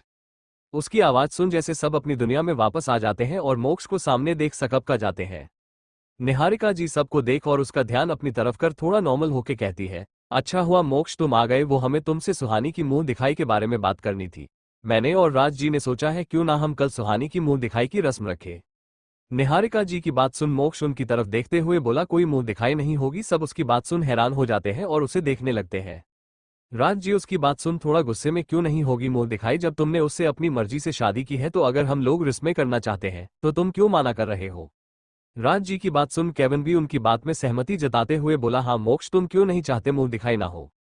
मोक्ष सबकी तरफ देख, क्योंकि रैबिट अभी छोटी है और उसकी अभी पढ़ाई की उम्र है। मैं नहीं चाहता कि किसी को भी पता चले कि सुहानी मेरी वाइफ है। ऐसे में उसके करियर में प्रॉब्लम हो सकती है। आप लोग जानते हैं मीडिया हर वक्त हमारी एक न्यूज पाने के लिए कैसे उतावली रहती है और फिर सुहानी को भी ये सब फेस करना पड़ेगा। इसलिए मैं आप सबसे भी यही कहूंगा कि आप लोग भी किसी को भी सुहानी की आइडेंटिटी के बारे में पता नहीं बताए। उसकी बात सबको सही लगती है और सब मोक्ष की बात मान जाते हैं। मोक्ष सुहानी का हाथ पकड़ उसे बाहर की तरफ ले जाने लगता है तो निहारिका जी मोक्ष को देख कहती है, बेटा तुम दोनों कहीं जा रहे हो? तो वो निहारिका जी की तरफ देख जैसे ही कुछ कहने को होता है तो सुहानी एक्साइट होते हुए कहती है, यश मम्मा अभी मुझे मेरी दोस्त गीता से मिलाने ले जा रहे हैं। मैंने उसे बताया नहीं है ना, मुझे फैमिली मिल गई और वह ये जान के खुश हो जाएगी। इतना कह वह मोक्ष के हाथ को जोर जोर से हिलाने लगी है। सब लोग तो अब जाके सुहानी को देखते हैं जो बहुत क्यूट लग रही होती है। कानों में छोटे छोटे डायमंड के इयररिंग्स, गले में एम्स नाम का पेंडेंट जो मोक्ष ने ही उसे मंडप में पहनाया था, दूध सा गोरा चेहरा जिसमें हल्की लाली थी, सुर्ख गुलाबी होंठ, सबको वह बहुत ही खूबसूरत दिखती है और सभी उसे बस मुंह खोले देख रहे थे। सुहानी ने जब सबको खुद को ऐसे घूरते देखा तो वह मोक्ष के हाथ को खींचने लगती है। मोक्ष उसे देखता है तो वो मोक्ष को नीचे झुकने को कहती है तो मोक्ष उसे अजीब नजरों से देख उसकी तरफ झुक जाता है। सुहानी उसकी कान की तरफ अपना मुंह कर कहती है, हबी ये सब मुझे ऐसे क्यों घूर रहे हैं? मैंने कुछ गलत बोल दिया क्या? मोक्ष उसकी बात सुन सीधा खड़ा होकर सबको देखने लगता है और अपनी कोल्ड आवाज में कहता है, क्या हुआ? आप सब रैबिट को ऐसे क्यों देख रहे हैं? मोक्ष की बात सुन सब अपने होश में आए एक दूसरे को देखते हैं और फिर सुहानी मोक्ष को देखने लगते हैं। निहारिका जी सुहानी की तरफ आ अपनी आंखों से काजल निकल सुहानी के कान के पीछे लगा कर कहती है, बेटा तुम बहुत ही सुंदर लग रही हो। फिर उसके माथे को चूम लेती है। सुहानी उनकी बात सुन खुश होके कहती है, थैंक यू मम्मा। तो निहारिका जी उसकी बात सुन उसके सिर पर हाथ फेर देती है। तभी आर्यन उनके पास आ सुहानी को गले लगाते हुए बोलता है, वाह बनी तुम तो सच की बन्नी लग रही हो। मोक्ष आर्यन को सुहानी के गले लगते देख उसकी आंखें डार्क होने लगती है। केविन मोक्ष को देख आर्यन के पास जाके उसे सुहानी से दूर कर देता है तो आर्यन केविन को देख कहता है, भाई क्या कर रहे हैं आप? केविन आर्यन को मोक्ष की तरफ इशारा करते हुए, अगर तुम्हें वापस यूएसए नहीं जाना है तो प्रिंसेस से जरा दूर ही रहना। उसकी बात सुन आर्यन मोक्ष की तरफ देखने लगता है जो उसे ही अपनी लाल आंखों से घूरे जा रहा था, जैसे अभी उसे जिंदा ही निगल जाएगा। आर्यन डरते हुए केविन के पीछे छिप जाता है। केविन मोक्ष को देख बात को घूमते हुए कहता है, तुम्हें कहीं जाना था ना, चलो। उसकी बात सुन मोक्ष आर्यन से अपनी नजरें हटाते हुए सुहानी का हाथ पकड़ उसे पैलेस से बाहर ले जाता है तो केविन आर्यन के बाल बिगाड़ इडियट कहे वो भी पैलेस से बाहर आ जाता है और आर्यन बेचारे का तो मुंह ही लटक जाता है। निहारिका जी आर्यन को देख कहती है, तुझे क्या हुआ, तूने मुंह क्यों बिगाड़ के रखा है। उनकी बात सुन आर्यन कहता है, कुछ नहीं मॉम। फिर रुक कर मॉम, क्यों ना हम बन्नी के आने की खुशी में घर में एक छोटी सी पार्टी रखें। निहारिका जी उसकी बात सुन कहती है, लेकिन मोक्ष इसके लिए नहीं मानेगा। आर्यन का तो फिर से मुंह लटक जाता है। उसने तो सोचा था कि अगर घर में पार्टी होगी तो वो सुहानी के साथ पार्टी में खूब मस्ती करेगा क्योंकि उसे सुहानी अपनी तरह लगती थी। निहारिका जी उसे देख पार्टी तो नहीं, लेकिन हाँ एक चीज है जिसके लिए वो मना नहीं करेगा, हम घर में एक छोटी सी पूजा रख सकते हैं। आर्यन उनकी बात सुन खुश होके कहता है, यश मॉम ये आइडिया अच्छा है, और उनके गले लग जाता है। फिर दूर होके, आई लव यू मॉम, आप सच में बेस्ट हो। निहारिका जी उसके सिर में हाथ फेर अपने कमरे की तरफ आ जाती है तो आर्यन अपने पापा को देख, चलो पापा हम अपना गेम खेलते हैं। राज जी भी उसके कंधे में हाथ रख उसके साथ ऊपर कमरे आ जाते हैं जहां दोनों बाप बेटे आपस में चेस खेलते हैं। इधर कार के मोक्ष सुहानी को देखता है जो खिड़की से बाहर पीछे छुड़ती गाड़ियों को देखती है। अभी उसके चेहरे में दुनिया जहां की मुस्कुराहट थी। मोक्ष एकटक उसे ही देखे जा रहा था और केविन रियर व्यू मिरर से उन दोनों को देख उसके फेस में भी स्माइल थी। उसे तो अपने दोस्त को इतना खुश देख उसे तो बहुत खुशी होती है। वो तो भगवान को शुक्रिया करता है कि उसने उसकी दोस्त की जिंदगी में सुहानी के रूप में खुशियां भेज दी है। उसकी आंखें तो मोक्ष की खुशी देख हल्की नम हो गई थी। मोक्ष सुहानी से नजरें हटा केविन की तरफ देखता है जो उसे ही देख रहा था। वो उसकी आंखों में नमी देख आंखें बंद कर अपनी कोल्ड वॉइस में कहता है, अपनी ड्राइविंग में ध्यान दो, और कार का पार्टीशन ऑन कर देता है। सुहानी उसकी आवाज सुन उसकी तरफ देखने लगती है। मोक्ष सुहानी को देख उसे खींचकर अपनी गोद में बैठा देता है और उसे देख अपनी सर्द आवाज में कहता है, तुम्हें किसने कहा तुम मुझसे इतना दूर रहो। उसकी बात सुन सुहानी उसे देख, वो अभी मैं पहली बार बाहर आई थी तो मुझे बाहर देख अच्छा लग रहा था, इसलिए मैं तुम्हें सिर्फ मुझे देखना चाहिए, you shouldn't like anything more than me. मोक्ष उसकी बात बीच में काट के कहता है। सुहानी तो उसकी बात सुन मासूमियत से अपना सिर हाँ में हिला देती है। वो बेचारी करती भी क्या उसके लिए तो अब मोक्ष की बात और मोक्ष ही सब कुछ था। उसे तो मोक्ष जो बोलता था वो वही करती थी। हाँ कभी कभी मोक्ष के लिए कुछ करने के लिए वो जिद में अड़ जाती थी। सुहानी अपना सिर मोक्ष के सीने में छुपा देती है तो मोक्ष भी एक हाथ उसके कमर में और दूसरा हाथ उसके सिर में रख सहलाने लगता है। मोक्ष के ये गहने पर कि मोक्ष ही उसकी पहली और आखिरी पसंद होना चाहिए। सुहानी उसकी बात सुन मासूमियत से अपना सिर हाँ में हिला देती है। वो बेचारी करती भी क्या उसके लिए तो अब मोक्ष की बात और मोक्ष ही सब कुछ था। उसे तो मोक्ष जो बोलता था वो वही करती थी। हाँ कभी कभी मोक्ष के लिए कुछ करने के लिए वो जिद में अड़ जाती थी। सुहानी अपना सिर मोक्ष के सीने में छुपा देती है तो मोक्ष भी एक हाथ उसके कमर में और दूसरा हाथ उसके सिर में रख सहलाने लगता है। कुछ ही देर में उनकी गाड़ी ऑर्फेनेज होम के आगे रुकती है तो आसपास के लोग इतनी महंगी गाड़ी को वहां आते देख हैरानी से देखने लगते हैं क्योंकि आज से पहले वहां इतनी महंगी गाड़ी कभी आई ही नहीं। सब अब ये देखने के लिए क्यूरियस हो रहे थे आखिरी इतनी महंगी कार में यहां आया कौन होगा। सुहानी कार रुकते सामने की तरफ देखते हुए खुशी से उछलने लगती है और जल्दी से कार का डोर ओपन करने लगती है। मोक्ष जो सुहानी के ऐसे उछलने से उसे घूरने लगा था क्योंकि सुहानी अभी भी उसकी गोद में थी। वो अपनी सख्त आवाज में, रैबिट आराम से, लेकिन तब तक सुहानी कार का गेट खोल बाहर की आ जाती है। मोक्ष उसकी ऐसी हरकत देख गुस्से में उसकी आंखें सख्त हो जाती है। वहीं जब आसपास के लोग उस कार से सुहानी को उतरता देखते हैं तो सबकी आंखें फटी की फटी रहती है क्योंकि सब सुहानी को अच्छे से जानते थे। सुहानी सबको इग्नोर कर खुशी से अंदर की तरफ जाने लगती है लेकिन तभी कोई पीछे से उसे अपनी तरफ खींच लेता है। सुहानी ऐसे खींचने से पीछे की तरफ गिर जाती है और सीधा किसी के मजबूत सीने से टकरा जाती है। सुहानी अपना सिर पीछे की तरफ घुमाकर देखती है तो उसे मोक्ष की लाल आंखें दिखती जो उसे ही अपनी खा जाने वाली नजरों से देख रहा होता है। सुहानी मोक्ष के गुस्से को देख डर जाती है। मोक्ष सुहानी को देख अपने सर्द आवाज में कहता है, तुम्हें मेरे बिना अंदर जाने को किसने कहा। सुहानी मोक्ष इतनी खतरनाक आवाज सुन घबराने लगी है और उसका शरीर डर से कांपने लगता था क्योंकि मोक्ष ने आज तक उसे कभी इतना गुस्सा नहीं किया था। वो नजरें नीचे कर अपनी डरी हुई आवाज में सॉरी हबी।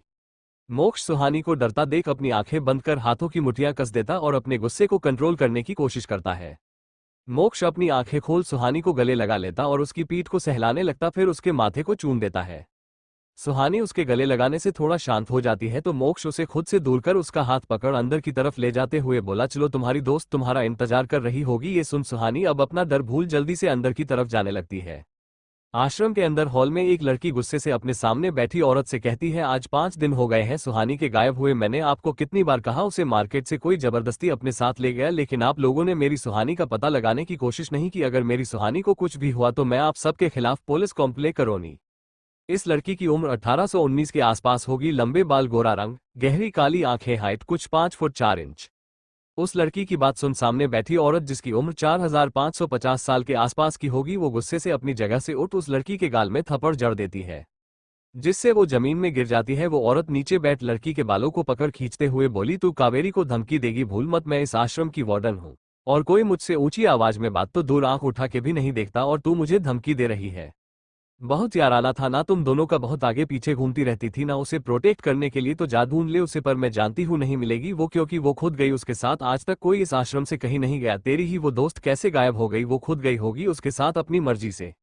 ये लड़की कोई और नहीं, सुहानी की दोस्त गीता थी, जो उसकी बात सुन अपनी आंखों में आंसू लिए उसे ही देख रही थी। वो अपनी रुआंसी आवाज में बोली, आप ऐसे कैसे बोल सकती है? सुहानी ऐसी लड़की नहीं है। अरे उसे तो दुनियादारी की भी ज्यादा समझ नहीं है, और आप खुद को यहाँ का वार्डन बताती हैं, तो हमारी रिस्पॉन्सिबिलिटी आपकी ऊपर है, तो आपको सुहानी को ढूंढना चाहिए था ना, लेकिन आप तो उसके ही कैरेक्टर पर उंगली उठा रही हैं। कावेरी जी गीता को कुछ कहती कि पीछे से एक प्यारी आवाज आती है, गीता। उस आवाज को सुन गीता और कावेरी जी दरवाजे की तरफ देखती हैं। उन्हीं के साथ वहां की सब लड़कियां दरवाजे की तरफ देखती हैं, जहां पर सुहानी खड़ी गीता को देखे जा रही थी। सुहानी को सामने देख गीता की आंखों में खुशी के आंसू आ जाते हैं। वहीं बाकी सब हैरानी से सुहानी को देख रहे थे, क्योंकि सुहानी पहले से अलग और भी ज्यादा क्यूट लग रही थी। सब लड़कियां उसे जलन की भावना से देखने लगती है। कावेरी जी ने अभी भी गीता के बाल पकड़े हुए थे, जिसे देख सुहानी जल्दी से गीता के पास आ कावेरी जी से उसे छुड़ाते हुए गीता को उठाते हुए बोली, आप गीता को क्यों मार रही है चुड़ैल मैडम? और उन्हें धक्का दे गीता को गले लगा के रोने लगती है। कावेरी जी तो सुहानी के धक्का देने और उसके मुंह से खुद को चुड़ैल सुन गुस्सा आ जाता है। सुहानी जब आश्रम में रहती थी और कावेरी जी उस पर और गीता को परेशान करती थी, तो अक्सर सुहानी गीता के पास कावेरी जी को चुड़ैल, भूतनी, सूपनाका, पता नहीं कितने नामों से बुलाती थी, और गीता उसकी बात सुन मुस्करा जाती थी, क्योंकि अक्सर सुहानी ये सारी बातें उनके पीछे बोला करती थी। लेकिन आज सुहानी ने तो कावेरी जी के मुंह में बोल दी थी। कावेरी जी गुस्से में सुहानी को गीता से अलग कर कहती है, तुम्हारी हिम्मत कैसे हुई मुझे चुड़ैल कहने की? इतना बोल वो सुहानी पर हाथ उठा देती है, जिससे सुहानी डर से अपनी आंखें बंद कर देती है। लेकिन कावेरी जी के हाथ उठाते ही कोई उनके हाथ को हवा में ही रोक देता है। कावेरी जी अपने हाथ में किसी की मजबूत हाथों की पकड़ देख गुस्से से सामने देखती है, तो उनका शरीर डर से कांपने लगता है, क्योंकि सामने मोक्ष अपनी लाल आंखों से उन्हें ही घूरे जा रहा था और उसी ने कावेरी जी के हाथ को पकड़ा हुआ था। मोक्ष उनके हाथों में पकड़ मजबूत कर देता है, तो कावेरी जी को अपने हाथ में दर्द होने लगता है। मोक्ष कावेरी जी के हाथ को घूरने लगता है। उसे तो इसी बात से गुस्सा आ रहा था, अगर वो सुहानी को थप्पड़ मार देती तो उसकी रैबिट को कितना दर्द होता, यही सोच सोच के उसके हाथ कावेरी जी की हाथों में कसते जा रहे थे। कावेरी जी दर्द भरी आवाज में, छोड़ो मेरे हाथ को, कौन हो तुम और ऐसे कैसे मेरे आश्रम में घुसे आए? मोक्ष उनकी बात सुन डेविल समाई करने लगता है और अब एक झटके में उनका हाथ छोड़ देता है। सुहानी तो वार्डन की आवाज सुन अपनी आंखें खोल देखने लगती है, लेकिन जब वो मोक्ष को देखती है तो खुश हो जाती है और गीता के पास आ जाती है। मोक्ष पूरे आश्रम को देखते हुए, अच्छा तो क्या कहा आपने, ये आश्रम आपका है?